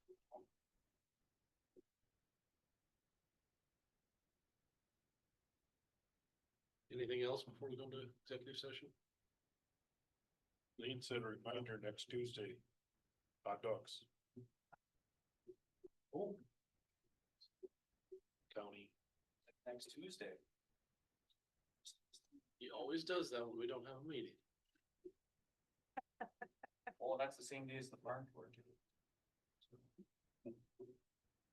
Hot dogs and barbecue or They had free steaks last time, so yeah. farm tour, it's Take more farm pork this year, don't they? What's that? Yeah, it's pork. It's this thing with the flour. Andy, is this personnel or? Contractual. Contractual. Executive session, because that email didn't come through. You didn't get it either? Geez, I sent it weeks ago. Well, you said you sent one this morning. No, I sent it weeks ago. Oh. Asked for it this morning. Or maybe it's the weekend. I must have missed that last. I might vaguely remember it now. It was a while ago though. And I think I just kind of breezed because I knew we always have it at the bottom if we need it. So I kind of thought, well, we got it on there already, so. So we need to go into executive session for contractual. Yeah, that's 125.2 subsection 3. I move to go into executive session for 125.2 subsection 3. Second. Motion and a second. All those in favor say aye. Aye. Pose same sign. We're in executive session. Trees. Have to open the door now. Are they gonna plant? They're planting some trees. Did they? Yeah, this morning, I like buy What they plant? I don't know. Kinds, and I'll have to get it. different kinds, you say? That's a Yeah, good thing. there's several different kinds. There's Not all one. narrow evergreen looking ones by the jail entrance. There's some, Northeast corner, they had some trees planted this morning when I went. yeah, they got, out by the road, right? Hopefully it's No, more. up in the buildings. Okay, yeah, they got a bunch of, there's a bunch along the Weeds. retention pond on the south. Yeah. Oh, on the south end, there's a bunch of them along that pond now, which is a pond now. It's all flooded again. Did they plant them or are they volunteer? No, they're planted. Okay. They planted quite a bit. And they've got I don't know if you noticed, they've taken the fence out on the Stanford Street side. I haven't. So, fence You guys is are looking down. at landscaping grass out there, look into buffalo grass. They're using it more and more on campus, like especially in little islands on. They parking got lots. somebody that contracted, that bid that, so I It's don't know. wild, they don't have to mow it anymore, it's just like Yeah, never grounds out, yeah. I feel like Scott weighed in somewhat on that. Grass. Should have put alfalfa in it. Hey, More revenue. Make more revenue. All right, I move that we come out of executive session. Second. A motion and a second. All those in favor say aye. Aye. Pose same sign. Motion passes. Have anything else for? Adjourn, but it's not quite one yet. Second. Motion and a second. All those in favor say aye. Aye. Pose same sign. Motion passes.